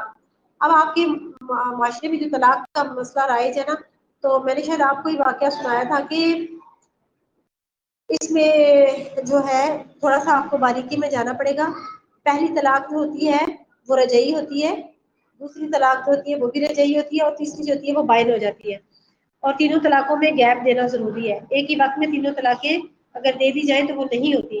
اس میں فقہاء کا اختلاف ہے. بعض کہتے ہیں کہ ایک ہی جگہ پہ کھڑے کھڑے تین طلاقیں دینے سے تینوں واقع ہو جاتی ہے. ٹھیک ہے اور اس کے بارے میں قرآن مجید کی ایک آیت بھی ہے جس کو آپ کوٹ کریں گے. اب ادھر کہیں وہ آ جاتی ہے قبل دخول اور مہر متعین کرنے سے پہلے طلاق. یہ بیٹا آپ پڑھ لیجیے گا پلیز. ٹھیک ہے اور تم پر کچھ گناہ نہیں کہ تم اپنی عورتوں کو طلاق دے دو قبل اس کے کہ ہاتھ لگانے کی نوبت آئے یا مہر مقرر ہو چکا ہو. اس لیے اس صورت میں انہیں کچھ نہ کچھ ضرور دینا چاہیے. مہر مقرر نہیں بھی ہوا پھر بھی تم کچھ دے دو انہیں.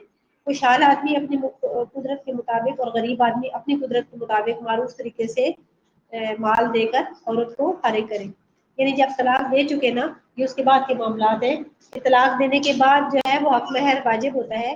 اگر حق مہر مقرر نہیں بھی ہوا تھا پھر بھی مرد کو چاہیے کہ وہ حق مہر دے دے. یہ نیکی کا کام ہے. اور اس میں طلاق دینے کے معاملات میں کچھ شرائط ہے جیسے اگر میاں بیوی کے تعلقات قائم ہوئے ہوں گے تو طلاق کا کیا حساب ہوگا پھر حق مہر جاری ہوگا. اور اگر نہیں تعلقات جاری پھر بھی یہ حکم دیا گیا کہ آپ لازمی طور پہ حق مہر دیں تھوڑا بہت تاکہ عورت کے ساتھ اچھا سلوک کر کے اس کو فارغ کرے. اور ایک یہ کہ اوپر جب پڑھیں گے تو آپ کو خود بخود سمجھ آ جائے گی کہ طلاق کے سلسلے میں یہ کہا گیا کہ طلاق غصے سے نہیں ہوتی. طلاق غصے میں کی حالت میں ہوتی نہیں ہے. طلاق نشے کی حالت میں نہیں ہوتی.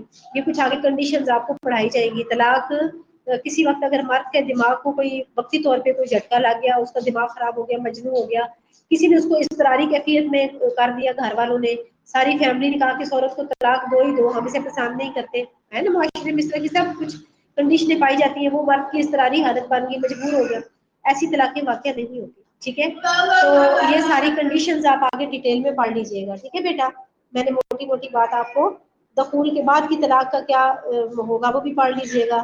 اور یعنی جب میاں بیوی تعلق قائم کر چکے تو اس کے بعد طلاق ہوگی تو وہ کیسی ہوگی اس میں حق مہر کا کیا حساب ہوگا اور عدت کیسی ہوگی یہ پڑھیے گا سمجھ آ جائے گی. یہ بھی آگے شریعت اسلامیہ کا تحریم کا نظریہ. اچھا طلاق کے معاملے میں جمہور فقہاء میں اور شافعی حنفی مالکی ان سب فقہاء میں اور فقہ جعفریہ میں مطلب تھوڑا اختلاف پایا جاتا ہے.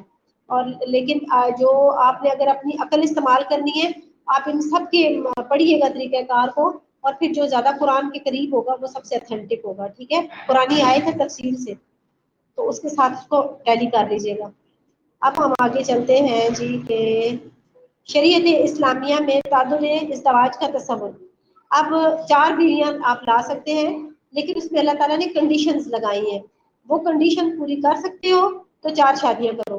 ٹھیک ہے بسم اللہ الرحمن الرحیم سورۃ النساء میں ہے فَأَنكِحُوا مَا طَابَ لَكُم مِّنَ النِّسَاءِ مَثْنَىٰ وَثُلَاثَ وَرُبَاعَ فَإِنْ خِفْتُمْ أَلَّا تَعْدِلُوا فَوَاحِدَةً.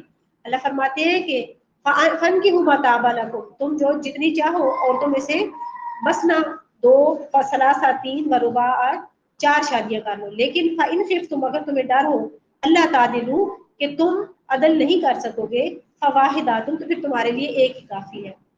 ٹھیک ہے یہ ہے. اب اس کو مزید آگے آپ پڑھ لیجئے گا اس کی کچھ شرائط ہوں گی وہ دیکھ لیجئے گا. آگے ہے تعدد ازواج کے اسباب کیا ہے. حقیقت میں بیوہ عورتوں کا سہارا بننا اور معاشرے کی ظلم و تشدد کا شکار عورتوں کا سہارا بننا اور غریب عورتوں کا سہارا بننا. اگر ایک مرد کے ہاں ایک عورت پہلے سے موجود ہے اس کے ہاں اولاد نہیں ہے لاوارث جا رہا ہے شوہر، اور اگر وہ اجازت دے دے عورت تو پھر اس کے بعد آپ دوسری شادی کر سکتے ہیں دونوں میاں بیوی کی رضامندی سے، ٹھیک ہے. اور یہ پڑھ لیجیے گا اس میں دوستیوں کی کثرت. اسلام نے یہ جو گرل فرینڈ اور بوائے فرینڈ والا چکر ہے، اسلام میں سختی سے منع کیا گیا ہے. زنا کی زیادتی اور اس کی سنگین نتائج، اسلام نے اس کو منع فرمایا. عورتوں کی طبعی زیادتی، اس کو اللہ تعالیٰ نے منع فرمایا. افزائش نسل میں قابل لحاظ کمی، اس کو بھی اللہ تعالیٰ نے شدید، یہ اسلام کے مخالف چیزیں ہیں سب، اسلام نے ان کو ناپسند فرمایا ہے. اس کے اندر کیا کچھ آتا ہے آپ اسٹڈی کریں گے، سیلف اسٹڈی کریں گے آپ کو سمجھ آ جائے گی. آگے ہے شریعت اسلامیہ میں ثبوت اور معاہدات کے نظریات. اب شریعت اسلامیہ میں کچھ وعدے وغیرہ کیے جاتے ہیں، ٹھیک ہے، اور ان میں کچھ ثبوت ہوتے ہیں اس کے، مطلب ان چیزوں کے، تو ان کا ان معاملات ان کا آپس میں کیا تعلق واسطہ ہے. شریعت اسلامیہ کے ان چند تصورات کو ہم ایک ہی عنوان کے تحت بیان کر رہے ہیں، کیونکہ قرآن نے ان سب تصورات کو ایک ہی آیت، یعنی آیت دین، آیت دین، دین ہوتا ہے قرض میں یکجا بیان، دین ہوتا ہے نا مذہب، اور دین ہوتا ہے قرض، بیان کر دیا گیا ہے. قرآن عربی میں قرض کو دین کہتے ہیں. اور اس لیے یہ تصورات باہم مربوط ہیں، اور ہمیں اس کے بارے میں صرف اسی قدر گفتگو کرنی ہے جس سے شریعت اسلامیہ کی خصوصیات اجاگر ہو. اب شریعت اسلامیہ میں حکم دیا گیا کہ جب تم قرض کا لین دین کرو یا کوئی بھی آپس میں لین دین کرو تو لکھت پڑھت کر لیا کرو، گواہ بنا لیا کرو. یہ جب آپ اس قرآن کی آیت کو پڑھیں گے سورہ بقرہ کی، اس میں ترجمہ جو لکھا ہوا ہے اس کو رٹا لگا لیں، اور اس ٹاپک کے نیچے یہ آیت کا ترجمہ ہی کافی ہے، ٹھیک ہے. اس میں آگے ہے تحریری ثبوت کا تصور. صرف زبانی کلامی آپس میں مت بات کریں بلکہ لکھ کے کریں، ٹھیک ہے. اور لکھی ہوئی بات کبھی کوئی بھولتا نہیں ہے. اور باہم گواہوں کے سامنے آپ کوئی بھی تحریر لکھ لیں کہ میں نے فلاں ٹائم فلاں بندے سے اتنا قرض لیا، اتنا مال لیا، تاکہ کوئی بھی کل تک لڑائی جھگڑا پیدا نہ ہو. تجارتی معاملات کا بھی ثبوت ہونا چاہیے، یہ بھی اسی کے ساتھ ریلیٹڈ ہے. معاملے کی تحریر اور املا، ٹھیک ہے. اب فرض کریں کہ میرا معاملہ ہے اور میں پڑھی لکھی نہیں ہوں، میں صرف بول سکتی ہوں. میں کسی اپنی جگہ پہ کسی کو وکیل مقرر کر لوں گی اور کہوں گی بھائی تم میری جگہ پہ ذرا لکھ دو، یہ میری طرف سے یہ لکھو، میں بولتی جاتی ہوں تم لکھتے جاؤ، اور گواہوں کی موجودگی میں کسی کاتب سے اپنا معاملہ تحریر کروا لوں. ٹھیک ہو گیا؟ آئی سمجھ اس بات کی؟ آگے ہے گواہ بننے سے انکار. اسلام اس چیز سے سختی سے منع فرماتا ہے کہ اور گواہ جب بلائے جائیں تو انکار نہ کریں. کسی بھی معاملے میں کسی طرح کا معاملہ پیش آ جائے امت میں، اگر آپ کو گواہ بننے کے لیے کہا جائے تو آپ سچی گواہی دینے کے لیے تیار ہو جائیں. لیکن کیا کیا جائے، آج کل کے دور میں تو زندگی کو بھی خطرہ لاحق ہو سکتا ہے. تو ظالم قسم کے لوگ گواہی دینے والے کو مار ڈالتے ہیں. بہرحال اسلام نے کہا ہے کہ گواہی چھپاؤ مت، گواہی دو تاکہ کسی کی حق تلفی نہ ہو. یہ بھی ایک جہاد ہے.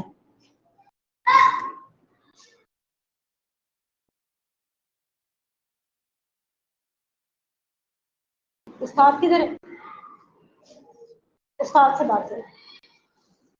اچھا جی، شریعت اسلامیہ اور موجودہ دور، اس کو بھی آسان ہے، اسٹڈی کر لیں. اس میں ترجمہ پڑھ دیتی ہوں میں سورہ بقرہ کا. بسم اللہ الرحمن الرحیم. تو کیا تم کتاب کے ایک حصے کے کو مانتے ہو اور ایک حصے سے انکار کرتے ہو؟ بس تم جو ایسا کرتے ہو، تم میں سے جو ایسا کرے گا اس کی سزا کیا ہے؟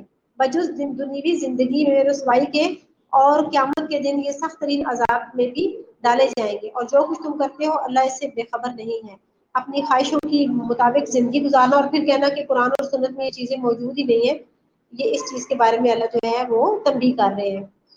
اور پھر نیچے ہے تم میں سے جو لوگ، سورہ نور، بسم اللہ الرحمن الرحیم. تم میں سے جو لوگ ایمان لائیں اور نیک عمل کریں، ان سے اللہ کا وعدہ ہے کہ انہیں زمین میں حکومت عطا کرے گا جیسا کہ ان سے پہلے لوگوں کو دے چکا ہے. اب یہ آیت جو ہے نا امام زمانہ کے ظہور کے لیے، امام مہدی آخر الزمان کے ظہور میں یہ آیت کوٹ کی جاتی ہے کہ اس سے پہلے اللہ اور اللہ کے رسول کو حکومت مل چکی ہے اسلامی. اب لوگوں نے پھر پوری دنیا میں اتنا بگاڑ پیدا کیا کہ اسلام بیچارہ مظلوم ہو گیا. اور یوم القدس دیکھا بیت المقدس کا کیا حال ہو رہا ہے، فلسطینیوں کا کیا حال ہو رہا ہے، یمن کے مسلمانوں کا کیا حال ہو رہا ہے. دین کی شکل لوگوں نے بگاڑ کے رکھ دی ہے. لیکن اللہ اس آیت میں وعدہ کر رہا ہے کہ تم کر لو جو کچھ کرنا ہے. کچھ ہمارے مسلمان بھی ساتھ مل گئے. سعودیہ والوں نے دیکھا یمن پہ حملہ کر رکھا ہے کفار کے کہنے پہ. سعودیہ نے اپنا ایمان بگاڑ کے رکھ دیا، وہ دین سے منحرف ہو چکے ہیں. اور کچھ مسلمان بیچارے جو چاند ایک ملک ہیں وہ فلسطین کے لیے دوڑ دھوپ کر رہے ہیں، وہ یمن کے لیے دوڑ دھوپ کر رہے ہیں. لیکن اللہ کا وعدہ ہے ہے کہ تم تھوڑے بھی ہوگے تو دین اسلام نہیں آخر کار غالب آنا ہے، اور تم میں سے ایک بندے کو حکومت دی جائے گی جو اصل دین کو نافذ کرے گا، اور وہ حضرت عیسیٰ علیہ السلام کے ساتھ امام زمانہ کی حکومت ہوگی انشاءاللہ۔ یہ آنے والے وقت کی آپ کو پیشن گوئی، اس صورت کو اچھی طرح سے ترجمے کو یاد کر لیجیے گا۔ یہ امام مہدی آخر زمان اور جو حضرت عیسیٰ علیہ السلام کی جو دنیا میں واپسی ہے اس کے لیے اس کو کوڈ کیا جاتا ہے۔ آگے ہے جی شریعت اسلامیہ کا سابقہ شریعتوں سے تقابلی جائزہ۔ جب آپ موجودہ شریعت کا تقابلی جائزہ کرتے ہیں پچھلی شریعتوں سے، تو ہماری شریعت کے کچھ معجزے ہیں۔ ہماری شریعت مہیمن ہے، پچھلی شریعتوں کی حفاظت کرنے والی ہے، آنے والے وقت کی خبریں دینے والی ہے۔ ہماری شریعت الہامی کتابوں کی گواہی دیتی ہے۔ یہ دیکھیں شریعت اسلامی اور دیگر الہامی کتابیں وہ خود مٹ چکی ہیں، ان میں تبدیلی آ چکی، لیکن ہماری کتاب قرآن پاک پچھلی ساری کتابوں کے اوپر گواہ ہے۔ اس کے اندر، ان کتابوں کے اندر جو واقعات ہیں وہ ہماری قرآن مجید میں موجود ہیں، اب ان کو کوئی جھٹلا نہیں سکتا۔ یہودی ان سے انکار نہیں کر سکتے، عیسائی ان سے انکار نہیں کر سکتے۔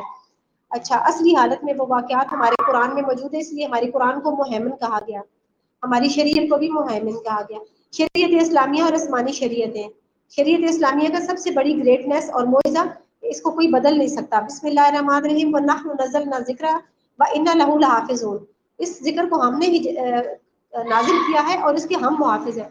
قرآن کی اسلامی شریعت وہ واحد شریعت ہے جس کی حفاظت کا ذمہ اللہ تعالیٰ نے لیا ہے، اور ایک مصدر ہے، یعنی اسلامی شریعت کا ایک ہی مصدر ہے، تمام آسمانی شریعتوں کا ایک مصدر، ایک یعنی اللہ تعالیٰ نے ہی ساری شریعتیں نازل کی ہے۔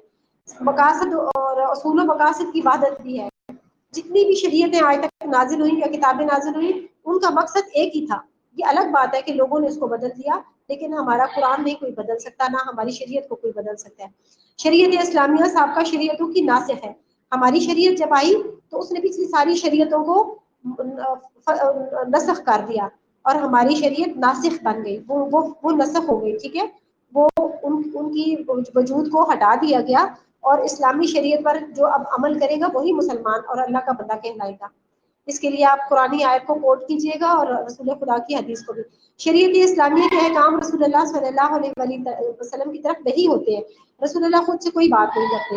رسول اللہ کے بارے میں قرآن گواہی دیتا ہے کہ جو کچھ رسول اللہ فرماتے ہیں وہ میرا حکم ہوتا ہے، اس لیے اس پر عمل کرنا واجب ہے۔ آگے سابقہ شریعتوں کے غیر منسوخ احکام کی حیثیت۔ سابقہ شریعتوں کے جو احکام منسوخ نہیں ہوئے تھے وہ اسلامی کتاب ہماری قرآن مجید میں موجود ہے، اور قرآن کی گواہی دیتا ہے اور ان کی حفاظت کرتا ہے۔ آگے آ جائیں، شریعت اسلامیہ پر رومن قانون کا اثر۔ اب اس کو اسٹڈی یہ سمپل سا ہے، پہلے عیسائی قانون جو تھا نا، عیسائیت تھی ہمارے سے پہلے، عیسائی مذہب تھا، اس کو رومن کا قانون کہتے ہیں۔ وہ انجیل کو مانتے تھے اور انہوں نے اس کو بدل لیا تھا، اور اس کے بعد انہوں نے کچھ اپنے دنیاوی جو ہے نا وہ قانون کیے تھے، اس چیز کا اثر ہماری اسلامی شریعت پر بھی ہے، اور اس کی اسٹڈی کر لیجیے گا کہ یہ کیسے ہے۔ شریعت اسلامیہ کے رومن لا سے متاثر ہونے کے قائلین کے دلائل، یہ دلیلیں پڑھ لیجیے گا، آسان ہے، ٹھیک ہے۔ آگے آ جائے، شریعت اسلامیہ کے رومن لا سے متاثر ہونے کے دلائل، یہ پڑھ لیے، دوسری دلیل اور تیسری دلیل، اور یہ دلائل ہے۔ آگے ہے فقہ اسلامی کے بعض احکام کا رومن لا سے تقابلی جائزہ۔ اب وہ کہتے ہیں کہ رومن لوگ کہتے ہیں کہ ہماری اسلامی شریعت نے ان سے اثر قبول کیا ہے، ہمارے کچھ فقہاء اس چیز کو نہیں مانتے، اور پھر اب آگے جا کے رومن لا کا اور اسلامی شریعت لا کا آپس میں تقابلی جائزہ لیا جائے گا تو بات کلیئر ہو جائے گی۔ یہ جائزہ لیتے وقت آپ نے خلاصۃ القول دیکھنا ہے اور ان چیزوں کو چیک کرنا ہے، تو آپ کے اوپر حالت سارے واقعات واضح ہو جائیں گے، حالات و واقعات۔ شریعت اسلامیہ اور رومن لا کے مصادر کا تقابلی جائزہ۔ ماخذ قانون کا مفہوم۔ اب ہمارے ماخذ قانون تو اللہ کی ذات ہے اور قرآن مجید ہے، ان کا ماخذ قانون بھی اللہ کی ذات تھا، لیکن انہوں نے اس کو اپنی مرضی سے بدل دیا، ٹھیک ہے، انہوں نے اپنی مرضی سے، کیا بتاؤں بیٹا مہنور، آپ کیا پوچھ رہے ہیں؟ ہاں جی، میں آپ کو بتا رہی ہوں کہ ماخذ قانون کا مفہوم کیا ہے، کہ ہمارے قانون جو ہیں اس کے بارے میں ان کو اصول فقہ کہا جاتا ہے۔ اصول فقہ چند ایسے کلی اصول کا علم ہے جن کے ذریعے وہ دلائل سے قوانین کے استنباط کا طریقہ معلوم کرتا ہے۔ تو اس کا مطلب ہے ہماری پہلی ماخذ قرآن کریم ہے، دوسرا حدیث ہے، پھر اجتہاد بھی ہے اور قیاس بھی ہے. یہ ہمارے ماخذ اسلامی ہے. نیچے ان کے نام لکھے ہوئے ہیں: قرآن کریم، سنت، اجماع، قیاس، استحسان، استصلاح اور مسلمہ شخصیوں کے مشورے، تعامل اور استدلال اور عرف اور رسم و رواج. یعنی عرف اور رسم و رواج یعنی معاشروں میں جو عام رواج چیزیں پائی جاتی ہیں ان کو بھی مد نظر رکھا جاتا ہے. ماقبل کی شریعتیں اور ملکی قوانین، یہ چیزیں ہمارے اسلامی ماخذ کا ذریعہ ہے. ٹھیک ہے جی، آگے چلتے ہیں. رومن لا کے مصادر کون کون سے ہیں وہ آپ اسٹڈی کر لیجیے گا. ان کی اپنی کتابیں بھی ہیں اور ان کے اپنے عقل کو اور قیاس کو بھی اس میں شامل کیا گیا ہے. آگے آ جائیں. اب جناب آپ کا یونٹ نمبر 3 شروع ہو جاتا ہے. اس کی ہم پڑھتے ہیں. کیا ہے یہ؟ شریعت اسلامیہ کے مقاصد، ماں امام شاطبی کا نظریہ مقاصد. اس کو ابھی فی میں چھوڑ رہی ہوں، اس یونٹ کو اسکپ کر دیں. ٹھیک ہے، اگر لاسٹ میں آپ کے پاس پیپروں سے پہلے ٹائم بچا تو اس کو پڑھیے گا، کیونکہ یہ پچھلی 2 یونٹس جو میں نے آپ کو پڑھائی ہے وہ اسی کا یہ خلاصہ یا اسی کی تشریح ہے یہ یونٹ. ٹھیک ہے، آگے یونٹ 4 پہ چلتے ہیں.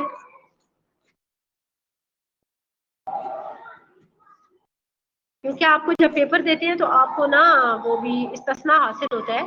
اپنی مرضی ہوتی ہے کہ آپ کون کون سے سوالات کریں. تو اگر اس یونٹ میں کوئی بھی سوال آ گیا تو انشاءاللہ آپ پچھلی 2 یونٹس کی ہیلپ سے کر لیں گے.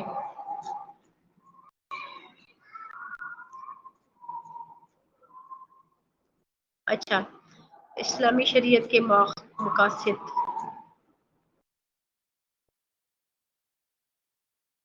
اللہ اکبر. میں یونٹ 4 کی طرف جا رہی ہوں. آپ بھی نکالیں یونٹ 4. پیج نمبر مجھے بھی بتائیں.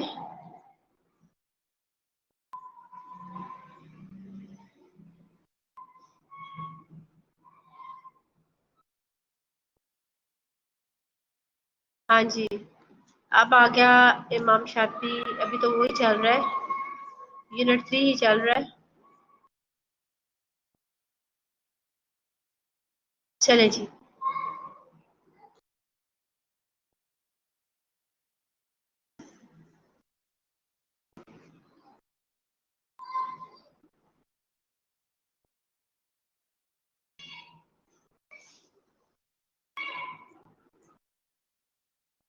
میں دیکھ رہی ہوں کہ یونٹ 4 میں آپ لوگ نکال چکے ہو. یونٹ 4 کا نام کیا ہے؟ پیج نمبر بھی بتائیے گا.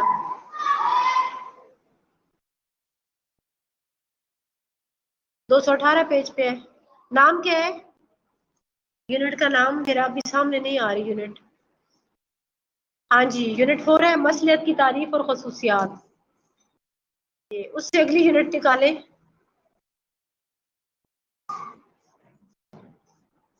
لاسٹ میں ٹائم بچے گا تو یہ یونٹس دونوں پڑھا دوں گی، ورنہ اس میں کچھ امپورٹنٹ چیزیں نہیں ہیں. پچھلی چیزیں ریپیٹ ہے ساری.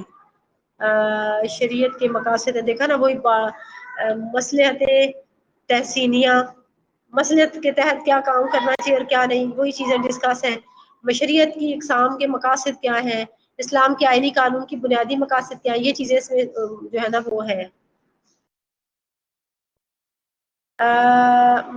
مصلحت کی تعریف ہوتی ہے کہ اس کام کے کرنے میں کیا مصلحت ہے، یہ کام کیوں کیا جا رہا ہے، یہ اس کام کے منع کرنے میں کیا مصلحت ہے، یہ کام کیوں منع کیا جا رہا ہے. میری لیکچر. ہاں جی، تو یہ مصلحت سے مراد ہوتی ہے کہ اس میں اللہ تعالیٰ کی طرف سے کیا راز پوشیدہ ہے کہ یہ کام کرو تو اس کے پیچھے کیا راز ہے، یہ کام نہ کرو تو اس کے پیچھے کیا راز ہے. ٹھیک ہے، اس کو کہتے ہیں مصلحت. مصلحت آمیز جھوٹ نہیں ہے، کیا کہتے ہیں کہ مصلحت آمیز جھوٹ بولا جا سکتا ہے.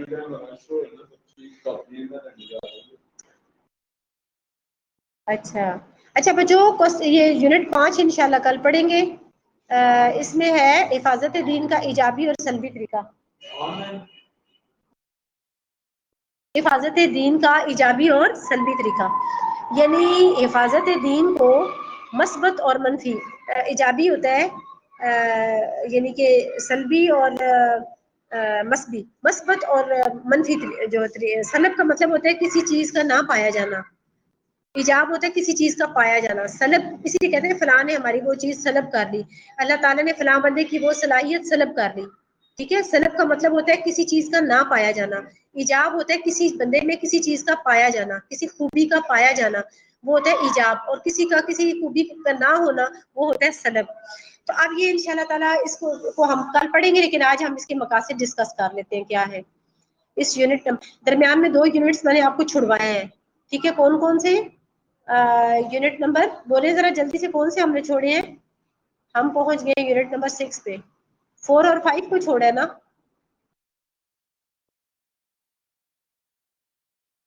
ایسا ہی ہے. ہاں جی, یہ ہم مصلحت اور کی خصوصیات, ہاں یہ ہم نے چھوڑ دیا نا, مصلحت کی خصوصیات. اب ہم آگے ہیں جی 4 5 یونٹ, یعنی 3 اور 4 کو ہم نے چھوڑا ہے, 3 4 کو چھوڑ دیا. ہاں, اور اب ہم 5 پڑھیں گے. تو اگر انشاءاللہ ٹائم بچا تو آپ یاد رکھیے گا 3 4 میں سے کسی ایک یونٹ کو میں پھر پڑھا دوں گی. لیکن وہ مجھے ایسے ہی پتا چل رہا ہے کہ وہ پچھلے یونٹس جو ہے نا, ہاں جو پچھلے یونٹس آپ نے اسٹڈی کیے نا, وہی انہی کی ریپیٹیشن ہے تھوڑی سی چینجنگ کے ساتھ. تو وہ آپ کو سمجھنے میں مشکل نہیں ہوگی, ٹھیک ہے. اب بچوں آگے مسالے کے بعد جو آتا ہے وہ تھا مسالے کی بات والا یونٹ ہے.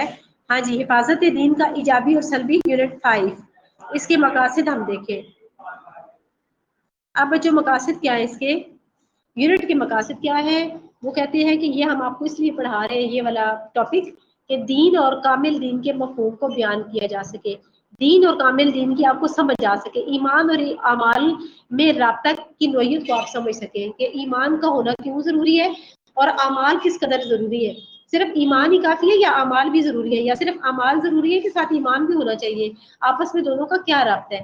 بشریت کے لیے, بشریت ہوتا ہے انسان, بشریت انسان کو کہتے ہیں نا بشر, بشر سے لفظ بشریت نکلا ہے. بشریت کے لیے دین کی ضرورت کو بیان کیا جائے, یعنی انسانوں کے لیے دین کا ہونا کیوں ضروری ہے, ٹھیک ہے.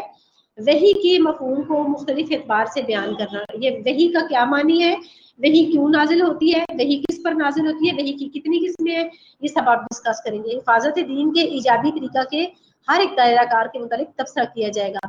جہاد فی سبیل اللہ پر سیر حاصل بحث کی جائے گی. ارتداد کی سزا کی وضاحت کی جائے گی. ارتداد یعنی کوئی بندہ کسی کام سے انکار کر دے, مرتد ہو جائے دین کے کسی حکم سے, اس کو پھر کیسے اس کی سزا کیسے دی جائے گی. جیسے کوئی کہے کہ میں نے زکوٰۃ نہیں دینی, اب وہ مرتد ہو گیا نا, ٹھیک ہے. وہ کہے میں نے جہاد نہیں کرنا, مرتد ہو گیا. اس کے ارتداد کی کیا سزا اسلام نے تجویز کی ہے اور کتنی ہے. گناہوں کی حرمت اور گناہ کاروں پر حد یا تعزیر کیسے لاگو کی جائے گی. بدعت اور زندقہ پھیلانے کی سزا کیا ہے. زندقہ بدعت غلط کام جو اسلام میں رائج نہیں ہے. کیسے ہیں, وعلیکم السلام, کیسے ہیں, ٹھیک ہے, سب خیریت. اور بچے ماشاءاللہ ٹھیک ہے, ساری خیریت ہے. اور اپنی زندگی کی سنائیں, کیسی گزر رہی ہے, خوش خاش. ماشاءاللہ ہم بھی خوش ہو گئے ہیں جی. آپ دونوں کنجوں کے جوڑے کو اللہ تعالیٰ نے برکتیں عطا کی ہیں. اللہ تعالیٰ اتفاق میں برکت ہوتی ہے نا, اس میں تو کوئی شک ہی نہیں ہے. اور یہ آپ کی چھوٹی سسٹر ہے, اللہ تعالیٰ عزت اور سلامتی رکھے. خیریت سے آئے تھے یا ویسے ملنے نہیں آئے تھے؟ ہاں, اس کے بغیر تو آپ کا گزارا نہیں نا ہے. تو اس بات کا تو آپ کے ہسبینڈ کو بھی پتا چل گیا ہوگا کہ ہاں کیا نام ہے اس کا, کومل کے بغیر گزارا نہیں. گلزار کا ایک کاف ہے, کومل کاف اور گلزار کاف, کاف اور کاف آگے پیچھے, ٹھیک ہے. ہاں چلیں جی, اللہ کی ذات آپ کو بہت ساری عزتیں عطا فرمائے اور آپ کو صاحب اولاد کرے. اور اللہ تعالیٰ آپ کو اپنی حفظ و امان میں رکھے. آپ بھی دعا کیا کریں جب نماز پڑھے, میرے والدین کے لیے, بہن بھائیوں کے لیے, میرے لیے. اللہ تعالیٰ آپ کو صحت اور زندگی دے. بڑا آپ نے ایمانداری سے کام کیا, اللہ تعالیٰ نے آپ کو عزت دی ہے. اور اللہ اور بھی عزت بچوں کی دعاؤں سے. اصل صحیح بات, اس میں کوئی شک نہیں. بہت شکریہ جی. اچھا جی, السلام علیکم. یہ میری باجی آیا تھی جو ہمارے اسکول میں ابھی کام کر کے گئی. اب ان کی شادی ہو گئی ہے, ایک کرسچن ہے اور ایک مسلمان ہے, اور ان دونوں کا آپس میں بڑا پیار تھا نا, تو ان دونوں کی ابھی ریسنٹلی شادیاں ہوئی ہیں. تو وہ ملنے کے لیے آئی ہوئی تھی. اچھا بچوں، یہ میں آپ کو بتا رہی تھی بسم اللہ الرحمن الرحیم کہ گناہوں کی حرمت اور گناہ گاروں پر حد یا تعزیر کیسے، یہ بہت امپورٹنٹ ہے، اسی لیے میں نے اس کو سلیکٹ کیا ہے کہ اوپر والے چیپٹر پڑھتے پڑھتے یہ رہ نہ جائے. ٹھیک ہے، جہاد فی سبیل اللہ کیسے کرتے ہیں، گناہوں کی حرمت، گناہ کیوں حرام کیے گئے ہیں، اور گناہوں اگر کوئی گناہ کر لیتا ہے تو اس پر جو حد اور تعزیر جاری ہوتی ہے اس پر تبصرہ کیا گیا اس چیپٹر میں. اور شان رسالت میں گستاخی کی سزا اور گستاخ رسالت کے مشتملات کے بیان. ٹھیک ہے، یعنی رسول اللہ کی جو شان میں گستاخی کرے، جیسے آج یہ پیچھے معاملہ رہا فرانس کے سفیر کو نکالنے کا، ہمارے مسلمانوں نے کہا حکومت سے کہ فرانس کے سفیر کو نکالیں، کیونکہ اس نے ان فرانس والوں نے اور کینیڈا اور پوری غیر مسلم دنیا نے ہمارے رسول اللہ صلی اللہ علیہ وسلم کے بارے میں نعوذ باللہ غلط الفاظ بیان کیے اور آپ کے خاکے بنائے. اللہ تعالیٰ ان کی لعنت کرے بے شمار، اور اللہ تعالیٰ ان کو اس کام کا اجر خود عطا فرمائے اور ان کو دنیا میں رسوا فرمائے. ہم تو بدعا ہی کر سکتے ہیں ان کے لیے. آگے ہے نا اہل مفتی پر پابندی سے متعلق تبصرہ. ایک مفتی ہے، وہ لوگوں میں کوئی بھی اچھی بات پھیلانے کے قابل نہیں، وہ اپنا کام صحیح طریقے سے انجام نہیں دیتا، لوگوں میں فساد پھیلاتا ہے، یا وہ اس کو صحیح طرح سے نماز پڑھانی نہیں آتی، اس کو خود علوم اسلامیہ کا پتہ ہی نہیں ہے، تو پھر اس کے بارے میں کیا کیسے نپٹا جائے گا. ٹھیک ہے جی، یہ مقاصد ہے. اچھا، اب آپ لوگوں نے بچے کال کے لیے تھوڑا سا میں آپ کو کام دیتی ہوں اور میں آپ سے اس متعلق سوال جواب کروں گی. ٹائم ہمارا ہونے والا ہے، 1 بجے کلاس جو ہے وہ ہماری ختم ہونی ہے. ابھی تو تقریباً 12:30 کا ٹائم ہے، ابھی ٹائم ہے، ہم لوگ تھوڑا سا کرتے ہیں. اچھا جی، دین کا لغوی مفہوم. لفظ دین عربی زبان کا لفظ ہے جو کئی معنوں میں استعمال ہوتا ہے، جیسے ملکیت، غلبہ، عزت، خدمت، احسان اور احسان، اکرام، عبادت، خضوع، اور خضوع ہوتا ہے عاجزی، اطاعت، مذہب، مسلک، دھرم سے کہتے ہیں ہندو دھرم، بدھ دھرم. ٹھیک ہے، ہندو دھرم، سیرت، طریقہ اور پرہیزگاری، ایمان، جزا، بدلہ، قانون، دستور اور ضابطہ، یہ سب دین کے لفظ کے لیے چیزیں استعمال ہوتی ہیں. ٹھیک ہے، ہاں جی ابھی تو کافی ٹائم ہے، ابھی تو 12:38 ہوئے میرے پاس. آپ کے پاس کیا ٹائم ہے؟ تو ابھی ہم دین کی لفظی مطلب پڑھ رہے تھے، لفظی میننگ. ان میں سے آپ کو نا یہ اچھی طرح سے یاد کر لیجیے گا. ہاں سیم ٹائم ہے، برابر ہے آپ میرے. تو اب یہ ہے کہ لفظی مطلب دین کا آپ کو سمجھ آ جائے گا نا، عربی زبان میں لکھا ہوا یاد کر لینا. دین کے معنی اطاعت اور جزا کے ہے. پھر شریعت کے لیے بھی اس کا لفظ استعمال ہوا ہے. دین اور ملت کا ایک ہی معنی ہے، اس لحاظ سے شریعت کے سامنے اپنی گردن تسلیم خم کرنا ہے، اپنی گردن کو جھکا دینا جو ہے وہ دین کہلاتا ہے. دین کا اصطلاحی مفہوم کیا ہے؟ اصطلاح میں دین سے کیا مراد ہے، یعنی ہماری اسلامی شریعت میں یا تمام شریعتوں میں دین کا لفظ کیوں استعمال کیا جاتا ہے، اس کی اصطلاح میں کیا اس کے مفہوم بنتے ہیں. یہ مطلب لغوی اوپر ہم نے پڑھ لیا ہے، یہ زبان کے حوالے سے اس کا کیا مطلب بنتا ہے. اب ہم یہاں پڑھ رہے ہیں اصطلاحی مفہوم. شرعی اصطلاح میں دین کا اطلاق اللہ تعالیٰ کے ان اعتقادی اور عملی قوانین پر ہوتا ہے جنہیں انبیاء اور رسل کے ذریعہ بندوں کو بتایا گیا ہے. احکام شریعہ، ٹھیک ہے، سارے احکام شریعہ جو ہے ان کو دین کہا جائے گا. اور وہ صحیح اعتقاد اور عمل و کردار کی بھلائی سے مزین ہو سکے انسان جتنے بھی ہیں، اور ان قوانین کے مامورات اور منہیات پر عمل کر کے دنیا و آخرت کی سعادت حاصل کر سکے. مامورات، امر سے ہے مامورات، امر کی جمع، اور نہیں کی جمع ہے منہیات، یعنی اوامر و نہیں. جن چیزوں سے اللہ نے منع کیا ہے وہ چھوڑ دیں اور جن کو کرنے کا حکم دیا وہ اپنا لیں. تو یہ قانون جو ہے دین کہلاتا ہے شریعت میں. ٹھیک ہے، علماء شریعت نے ان الفاظ میں دین کی تعریف کی ہے. کیا کہتے ہیں جی؟ دین وہ قانون الہی ہے جو اصحاب عقل سلیم کے اختیار سے دنیا کی بھلائی اور آخرت کی کامیابی کی طرف لے جاتا ہے. ایک بندے کے اندر عقل سلیم ہے، جھک جانے والی عقل ہے، ٹھیک ہے، وہ عاجز انسان ہے، اللہ کے حضور جھکتا ہے اور وہ عقل استعمال کرتا ہے اور اللہ کے تمام احکامات کو قبول کر لیتا ہے. جھکنے کا مطلب ہوتا ہے قبول کرنا. تو وہ دنیا و آخرت میں اس کو بھلائی ملتی ہے. ٹھیک ہے، آواز کٹ رہی ہے؟ پتہ نہیں بچوں سب کی کٹ رہی ہے. فضل حیدر، آپ کو تو نام ماشاءاللہ بہت پیارا ہے، اللہ تعالیٰ آپ پہ رحم کرے. اچھا جی، دنیا و آخرت ایزا کی بھی ایزا کے ساتھ بھی مسئلہ ہے.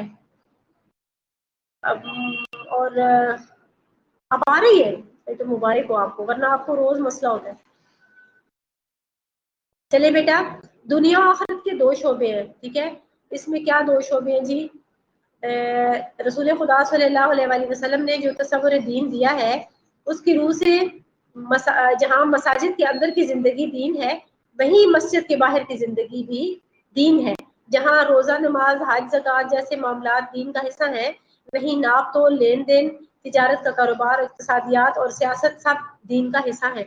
ان کے درمیان کوئی فرق و امتیاز نہیں رکھا جا سکتا، دونوں باہم لازم و ملزوم ہے. ٹھیک ہے جی، اس کی تو سمجھ آ گئی ہوگی نا، یہ تو کچھ مشکل نہیں ہے. یعنی جدا ہو دین سیاست سے تو رہ جاتی ہے چنگیزی، علامہ صاحب کا شعر ہے. ٹھیک ہے، اگر آپ دین کو دنیا کی زندگی سے الگ کر لیں گے تو پھر صرف آپ چنگیزی رہ جائے گی آپ کے اندر. ٹھیک ہے، ادھورے رہ جائیں گے، آپ ظالم قسم کے بادشاہ بن جائیں گے. اور اگر آپ اچھے انسان بننا چاہتے ہیں، اچھے عالم دین بننا چاہتے ہیں، اچھے حاکم بننا چاہتے ہیں، اچھی ماں بننا چاہتے ہیں، اچھے باپ بننا چاہتے ہیں، اچھے بھائی، اچھی بہن، کسی بھی رشتے سے اچھا بننا چاہتے ہیں، آپ کو دین اور دنیا کو ملا کر چلنا ہوگا. اور رول اور ریگولیشن جو اسلام نے دیے ہیں معاملات کے، معاشرت کے اور عبادات کے، ان کو ایک طرح سے برابر لے کے چلیں گے تو آپ کی جسمانی روحانی برابر تربیت ہوتی چلی جائے گی، پھر آپ اچھے انسان بنیں گے. ٹھیک ہے، کامل دین کا مفہوم کیا ہے؟ اس کے بارے میں سورہ یوسف میں آیت اللہ تعالیٰ کی ہے کہ بسم اللہ الرحمن الرحیم، اور آپ ہماری بات کو گو ہم سچ ہی کہتے ہوں باور نہیں کریں گے. کون؟ دین کا، یعنی کہ یہ وما انت بمؤمن لنا ولو كنا صادقین، اور آپ ہماری بات کو وہ ہم سچ ہی کہتے ہوں باور نہیں کریں گے. یہ کچھ معاشرے کے لوگ ایسے کہ جن کو یہ مطلب مسئلہ ہے کہ اگر اللہ تعالیٰ فرماتا ہے کہ ہم تو سچ ہی کہتے ہیں، ہم جھوٹ تو کہتے نہیں، ہم تو خدا ہے تمہارے حاکم ہے، لیکن چونکہ دل میں منافقت کا بیج ہو تو پھر بات کی سمجھ تو نہیں نہ آتی. اب میں کان کھول کے بھی کسی کی، میرے کان کھلے ہوں، دونوں ٹھیک کان کام کریں، اور میں کسی کی بات سننا ہی نہیں چاہتی تو وہ اپنی پوری کہانی کہہ جائے گا تو مجھے آخر میں کسی بات کا پتہ نہیں ہوگا کہ اس بندے نے کیا کہا. اب میں آپ کو پڑھا رہی ہوں، آپ میں سے جو بچہ لاپرواہی کر رہا ہوگا اس کو لاسٹ ٹائم تک کچھ سمجھ نہیں آئے گی کہ ٹیچر نے کیا لیکچر دیا ہے. ٹھیک ہے، تو یہ بات ہے کہ اللہ تعالیٰ بھی اپنے احکام کو بیان کر دیتا ہے، سمجھ اسی کو آتے ہیں جو کان بھرے. ٹھیک ہے، سمجھنے کی کوشش کرے تو پھر اس کو بات سمجھ آتی ہے اور پھر وہ دین پہ صحیح طریقے سے چل سکتا ہے. آگے ہے جی، نماز دین کا اصل اور جوہر ہے. اس سے مراد دل کا یقین ہے. یہ ممکن نہیں کہ یقین جبر و کراہ سے حاصل ہو، یہ تو دلائل و براہین سے ہی حاصل ہو سکتا ہے. وہ کہتے ہیں کہ نماز جو ہے دین کی پہلی چیز ہے، نماز اول رکن ہے دین کا اور پہلا فرض ہے. تو اگر کوئی بندہ سوچ سمجھ کے اللہ پر ایمان لا کے، اس کے رسول پر، اس کے ملائکہ، اس کی کتب، ہر چیز پر ایمان لے آئے اور اس کے بعد معرفت کی نماز پڑھے تو وہ پھر ہی نماز کے فوائد کو حاصل کر سکتا ہے، ورنہ نہیں. اب ایمان کے بارے میں رسول اللہ فرماتے ہیں ایمان تو خضوع کے اظہار اور شریعت اور ان تمام باتوں کو قبول کرنے کا نام ہے، ان پر اعتقاد رکھنے اور ان کی دل سے تصدیق کرنے کا نام ہے جو نبی کریم صلی اللہ علیہ وآلہ وسلم لے کر تشریف لائے، اور جو اس پر پورا اترے گا اور اس کے دل میں شک و شبہ کی گنجائش نہ ہوگی وہ مومن ہے. ٹھیک ہے، یہ لسان العرب کتاب ہے، اس کے اندر اس کی ڈیفینیشن ایمان کی گئی ہے. اس کے بعد ہے جی ارشاد باری تعالیٰ ہے حجرات میں، بسم اللہ الرحمن الرحیم، ایمان والے لوگ وہ ہیں جو ایمان لائے اللہ پر اور اس کے رسول پر، پھر شبہ نہ لائے. یعنی جب ایک دفعہ اسلام قبول کر لیا، اللہ کو بھی مان لیا، اللہ کے رسول کو بھی، پھر اللہ کی بھی ہر بات کو ماننا واجب اپنے اوپر سمجھتے ہیں، اللہ کے رسول کی بھی ہر بات کو مانتے ہیں. یہ نہیں کہ اللہ کے رسول کو زبانی کلامی مان لیا اور جب اللہ کے رسول کو حکم دے کام کرنے کا تو ادھر بگڑ کے کھڑے ہو جائے. اگر اللہ کے رسول کسی چیز کا انتخاب کریں تو لوگ کہیں کہ آپ نے ان کا انتخاب کیوں کیا، ہمارا کرنا تھا، وہ بگڑ جائے تو یہ پھر ایمان نہیں ہے، یہ ایمان نہیں، یہ منافقت ہے. ٹھیک ہے نا، منافق نہیں ہونا، مومن بننا ہے. اور مومن تب بندہ بنتا ہے کہ جیسا ایمان رسول اللہ دے رہے ہیں آپ کو اللہ کے بارے میں اور اپنے بارے میں، ویسا لے لو ان سے، تب تم سچے مسلمان ہو.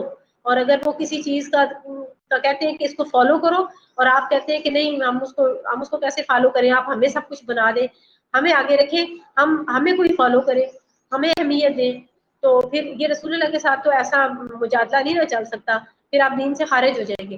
ٹھیک ہے، آگے ہے کہ جی بسم اللہ الرحمن الرحیم. ایسا جو ہے نا زیادہ رسول اللہ کے جانے کے بعد ہماری معاشرتی زندگی میں، سیاسی زندگی میں ہوا ہے کہ رسول اللہ صلی اللہ علیہ وآلہ وسلم کی مرضی کے مطابق آپ کے جانے کے بعد بہت سے فیصلے ہوئے. اس کے بعد ہے کہ یہ تاریخ جو ہے وہ بتاتی ہے.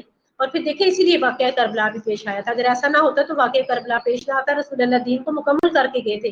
اگر دین اسی طرح چلتا رہتا تو پھر اتنا بڑا واقعہ کیوں پیش آتا. اور آج پھر دین کو مکمل کرنے کے لیے امام زمانہ کے انتظار میں ہم کیوں بیٹھے ہوتے ہیں, حضرت عیسیٰ کا انتظار کیوں کر رہے ہوتے.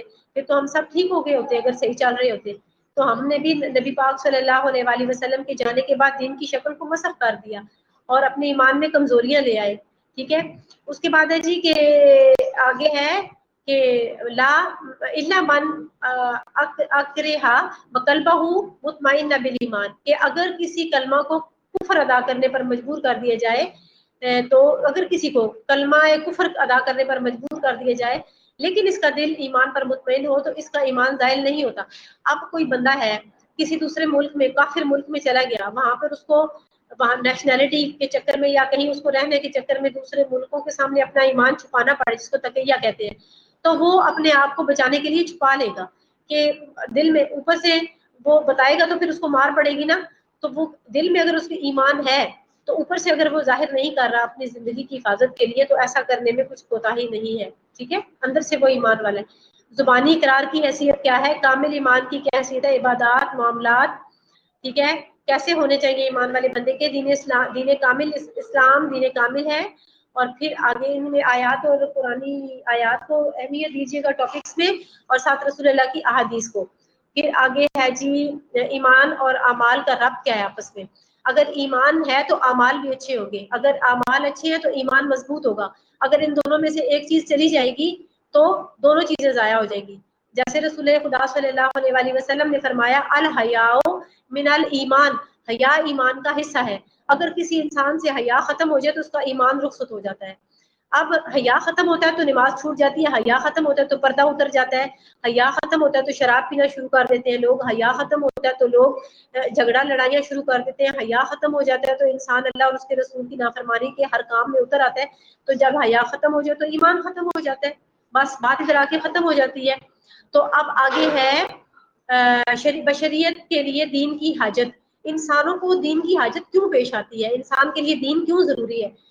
وہ اس لیے ضروری ہے کہ دیکھیں دین کے معنی سے پتہ چلتا ہے کہ دین کا مطلب ہے وحی الہی جو انبیاء پر نازل ہوتی رہتی ہے. دین کا مطلب ہے ایمانیات, دین کا مطلب ہے وہ شرعی احکام جو لوگوں کے ظاہری احوال سے متعلق ہے. اور دین چونکہ اللہ کی طرف سے ہے اور اللہ انسان کی فطرت سے عین جو ہے وہ واقف ہے, اور اس لیے اس کو پتا تھا کہ میرے بندوں کو میرے دین کی ضرورت ہے, شریعت کی ضرورت ہے, اس لیے اس نے ہم سب کو دین کا پابند بنایا. ٹھیک ہے. آپ نیچے سورہ نمبر اپنا صفحہ نمبر 247 کا لاسٹ ہے, ادخلوا فی السلم کافہ, سورہ بقرہ میں ہے, اسلام میں پورے کے پورے داخل ہو جاؤ. ایسا نہیں کرنا کہ روزہ رکھ لیے نماز نہیں پڑھنی, نماز پڑھ لی روزے نہیں رکھنے, حج نہیں کرنا, پیسے پاس موجود ہے حج کو نہیں جانا, یا جی ہم نے جھوٹ بولنا ہے, معاملات کو غلط کرنا ہے تو پھر بھی ہم مسلمان بنے پھرتے نہیں. اسلام میں داخل ہونے تو پورے پورے داخل ہو جاؤ. ٹھیک ہے. اچھا, دین بمانی الایمان باللہ, دین کا مطلب ہے اللہ پر سچا ایمان لے آنا. ٹھیک ہے. اس کو ڈیٹیل میں پڑھیے گا. اس کے بعد ہے دوسری کوٹیشن ہے دین بما احکام شریعت, بمانی احکام شریعت. دین کا مطلب ہے جو اللہ تعالیٰ کی طرف سے شریعت کے احکام آپ پر لاگو کر دیے گئے ہیں ان کو آپ نے جو کو تو ماننا ہے, اس میں کوئی بھی کجی روی نہیں کرنی. آپ نے یہ نہیں کرنا کہ 10 روزے رکھ لوں تو باقی 20 چھوڑ دوں. روزہ فجر سحری کی ٹائم رکھنا ہوتا ہے تو کوئی بات نہیں, سحری کے 2-3 منٹ بعد بھی میں رکھ سکتا ہوں. نہیں, ایسا نہیں ہو سکتا.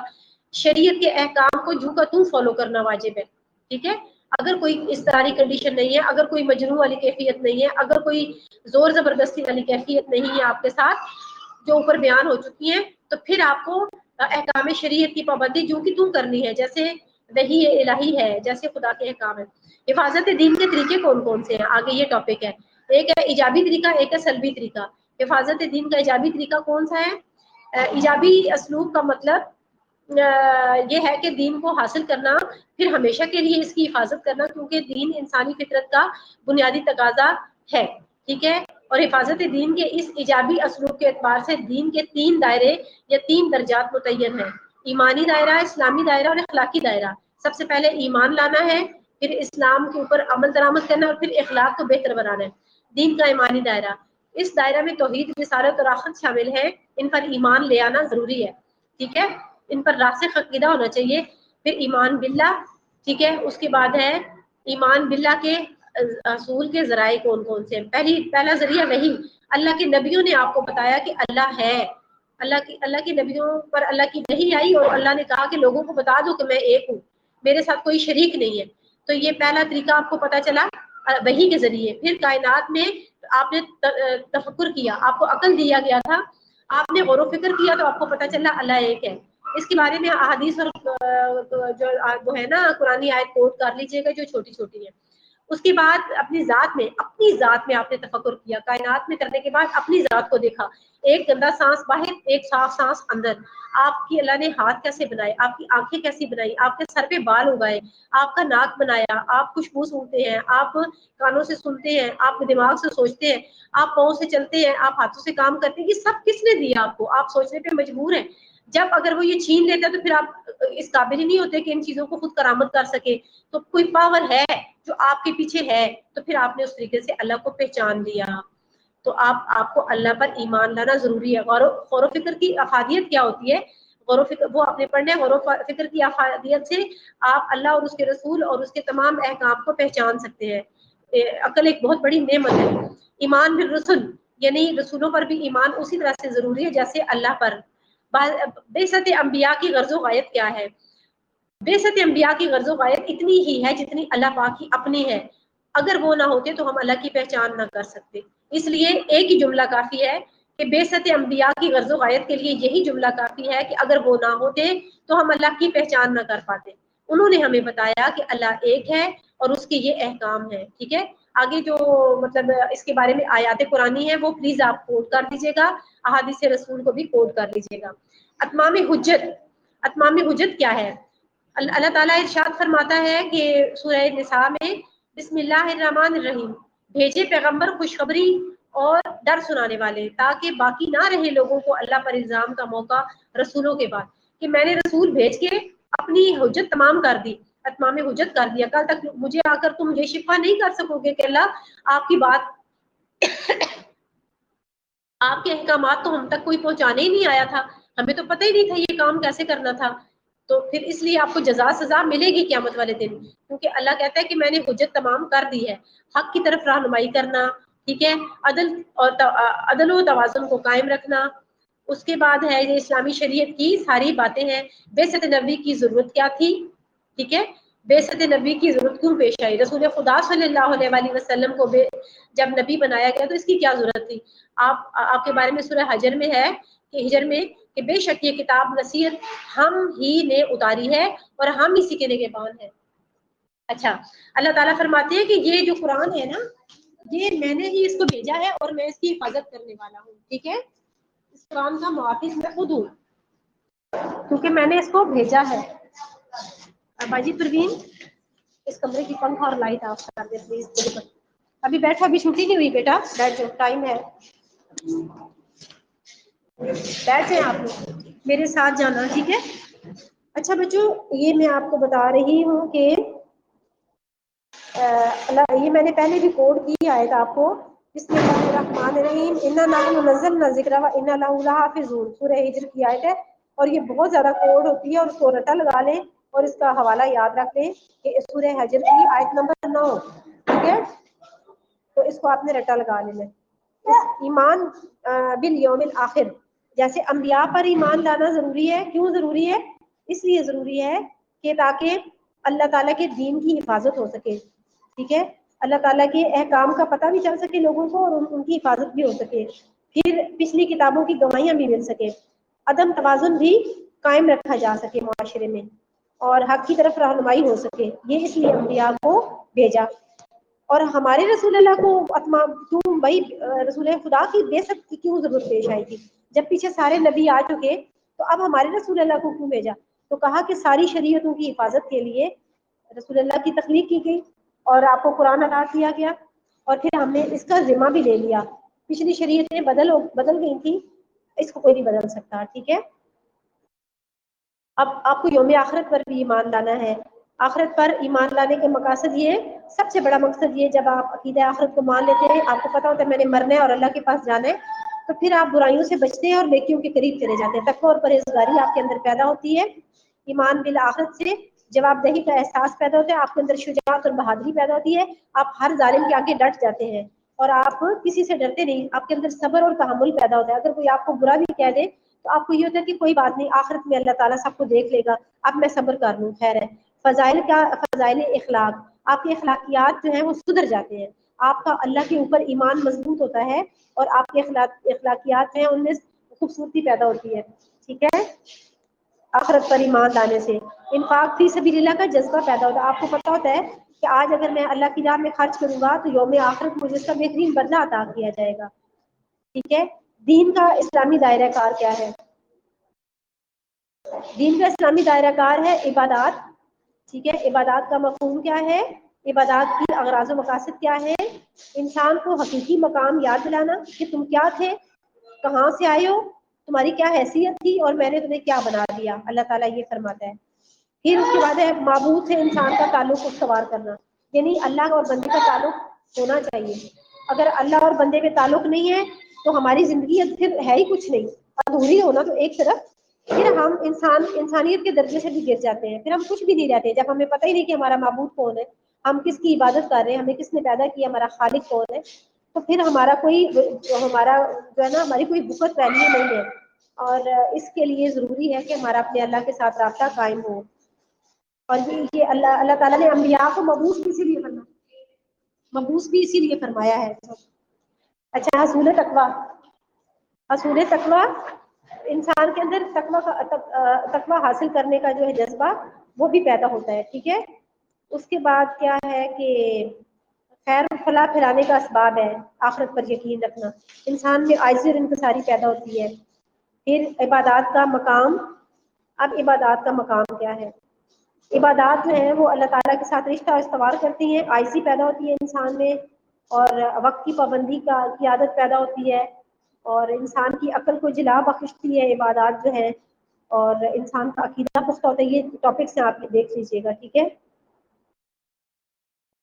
تنزیلہ کیوں پریشان ہے بیٹے؟ کیا ہوا تنزیلہ کو؟ میں اصل میں آپ کو تیز تیز پڑھانے کے چکر میں ہوں کہ چلے تھوڑا سا آپ کا کور ہو جائے. تو کیا مسئلہ ہے تنزیلہ کو؟ کیا پرابلم ہے؟ میری آواز آپ کو آ رہی ہے؟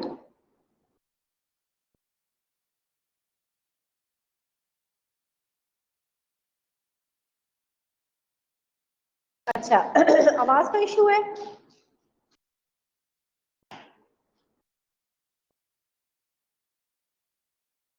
اچھا.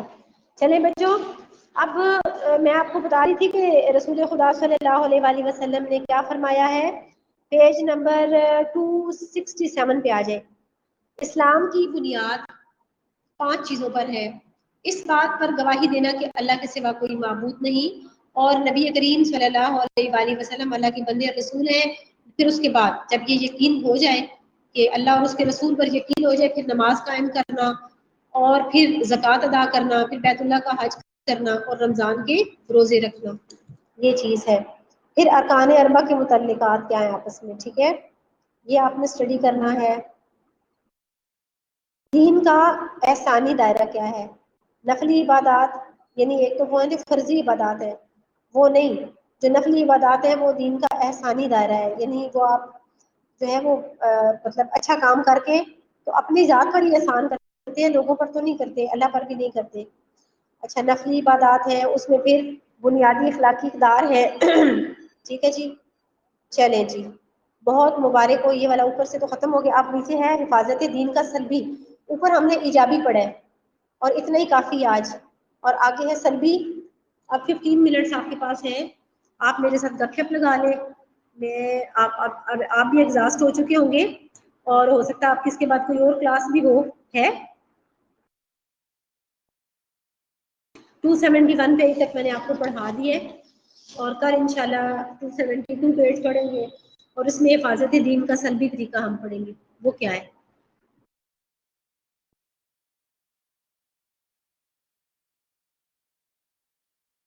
سلبی طریقہ وہ ہے جس میں جہاد وغیرہ شامل ہے، ٹھیک ہے، اور گناہوں پر حد وغیرہ جاری کی جاتی ہے، یہ سلبی طریقے ہیں سارے. آپ لوگوں کو کیا فکر ہے؟ کوئی ایگزامس کی فکر لگی ہوئی ہے کہ آن لائن ایگزامس ہونے ہیں؟ یہ مسئلہ ہے.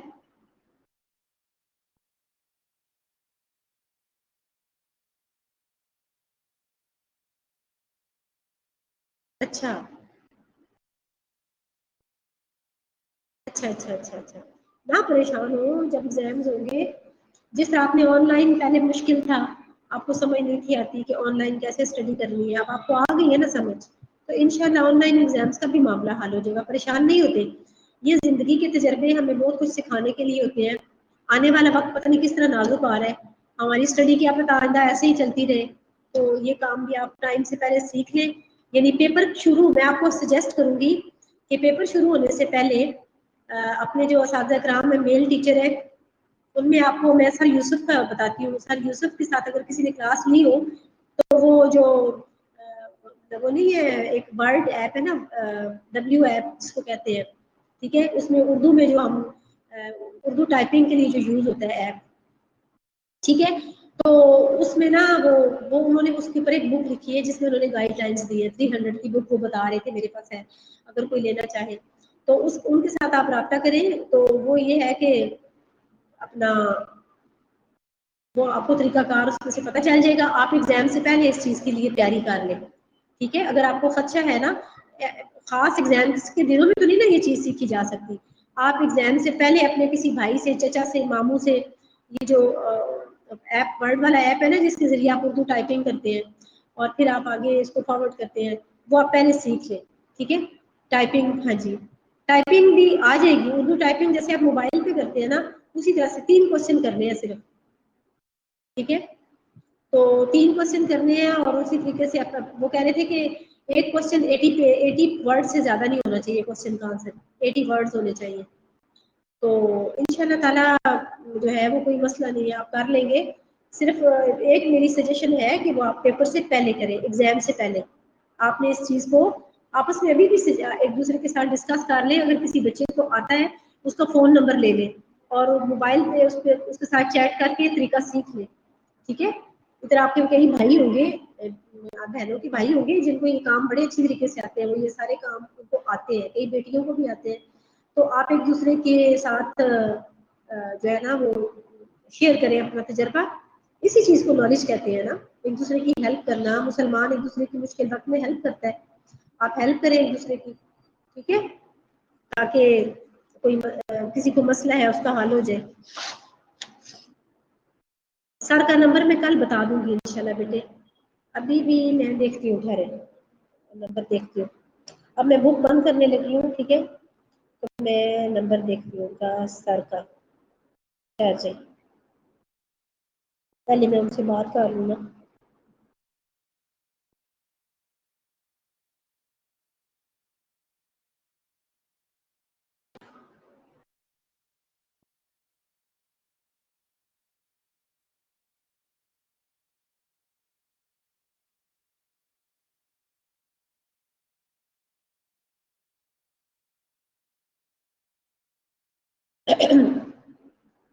جی یہ ہے ان کا نمبر.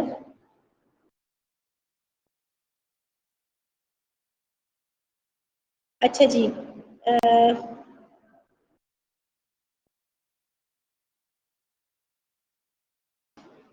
کوآرڈینیٹر ہیں ڈاکٹر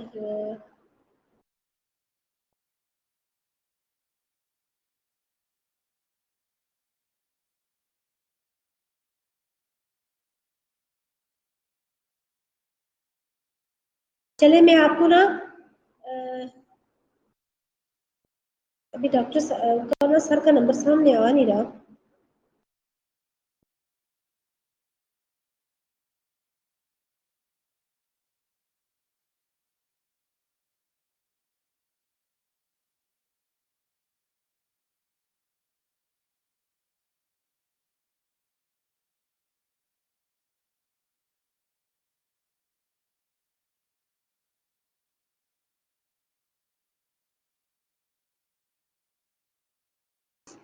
السلام علیکم سر، یہ میں نا جو بچوں کی کلاس لے رہی ہوں، آپ نے مجھے جو دی ہے 26-30، تو اس میں بچے پریشان ہو رہے ہیں. میں نے آپ کا بھیجا ہوا میسج ان کو دیا تھا، جو مطلب آن لائن ان کے ایگزامز ہونے ہیں. تو آپ نے مجھے وہ جو PDF فارم میں ایک شیئر کیا تھا، کیا کہتے ہیں چھوٹا سا وہ اپنا ایڈورٹائزمنٹ ٹائپ تھا.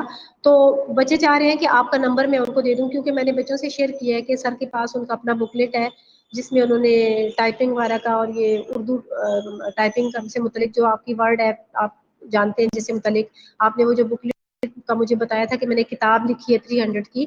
تو سر یہ کلاس آپ سے وہ لینا چاہ رہی ہے، آپ کے ساتھ رابطہ کرنا چاہ رہی ہے. تو ان بچوں کو میں آپ کا نمبر دے دوں؟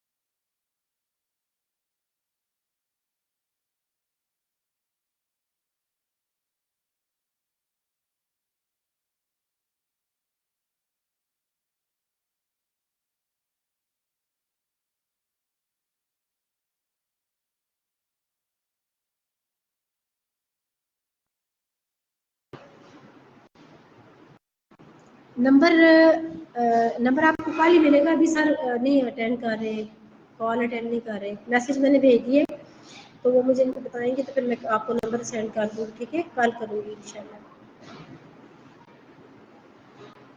ہاں، جب آپ اوپن یونیورسٹی ویڈیو وغیرہ اوپن کریں گے تو آپ کو سب پتہ چل جائے گا.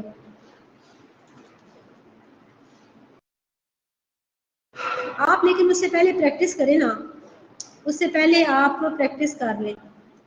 اچھا بچوں، کتنے اسٹوڈنٹ ہو آپ اس وقت میرے ساتھ؟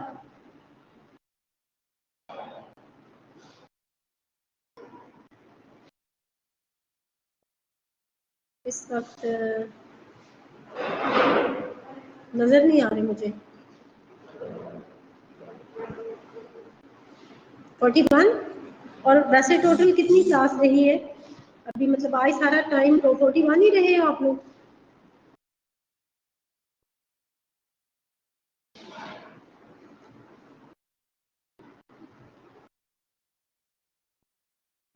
اچھا، آج تعداد کم تھی.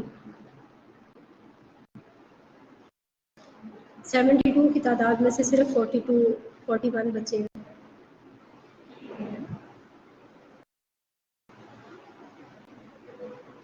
چلے بچے، اگر آپ لوگ مائنڈ نہ کریں تو 1:10 ہو گئے. میں اب آپ کی کلاس کو میں اوور فری چھوڑتی ہوں. آپ لوگ آپس میں یہ میسیجنگ وغیرہ پہ کر لیں، ایک دوسرے کے ساتھ سیٹلمنٹ کر لیں. جو بچے اچھی طرح اس چیز کو جانتے ہیں نا، وہ اپنا نمبر وغیرہ ایک دوسرے کو شیئر کریں. اور بھائی جو ہے وہ بہنوں کے ساتھ بہنوں والا رویہ ہی رکھ کے ان کو مطلب اگر ان کا وہ نمبر لیتی ہے تو کسی بچے کو پتہ ہے گائیڈ لائن کرنے کا طریقہ آتا ہے، تو وہ اچھے احسن طریقے سے، ٹھیک ہے، اپنی بہن سمجھ کے اچھے طریقے سے، بہن بیٹی ماں سمجھ کے اچھے طریقے سے جو ہے وہ گائیڈ لائن دے. ٹھیک ہے نا؟ میری بات سمجھ آ رہی ہے؟ اور میں اپنی بیٹیوں کو بھی یہی نصیحت کروں گی. تو آپ پازیٹیو یوز آن لائن کا کریں اور ایگزامس کے طریقوں کو ایک دوسرے کو سمجھا دیں. اوکے، اللہ حافظ اگین.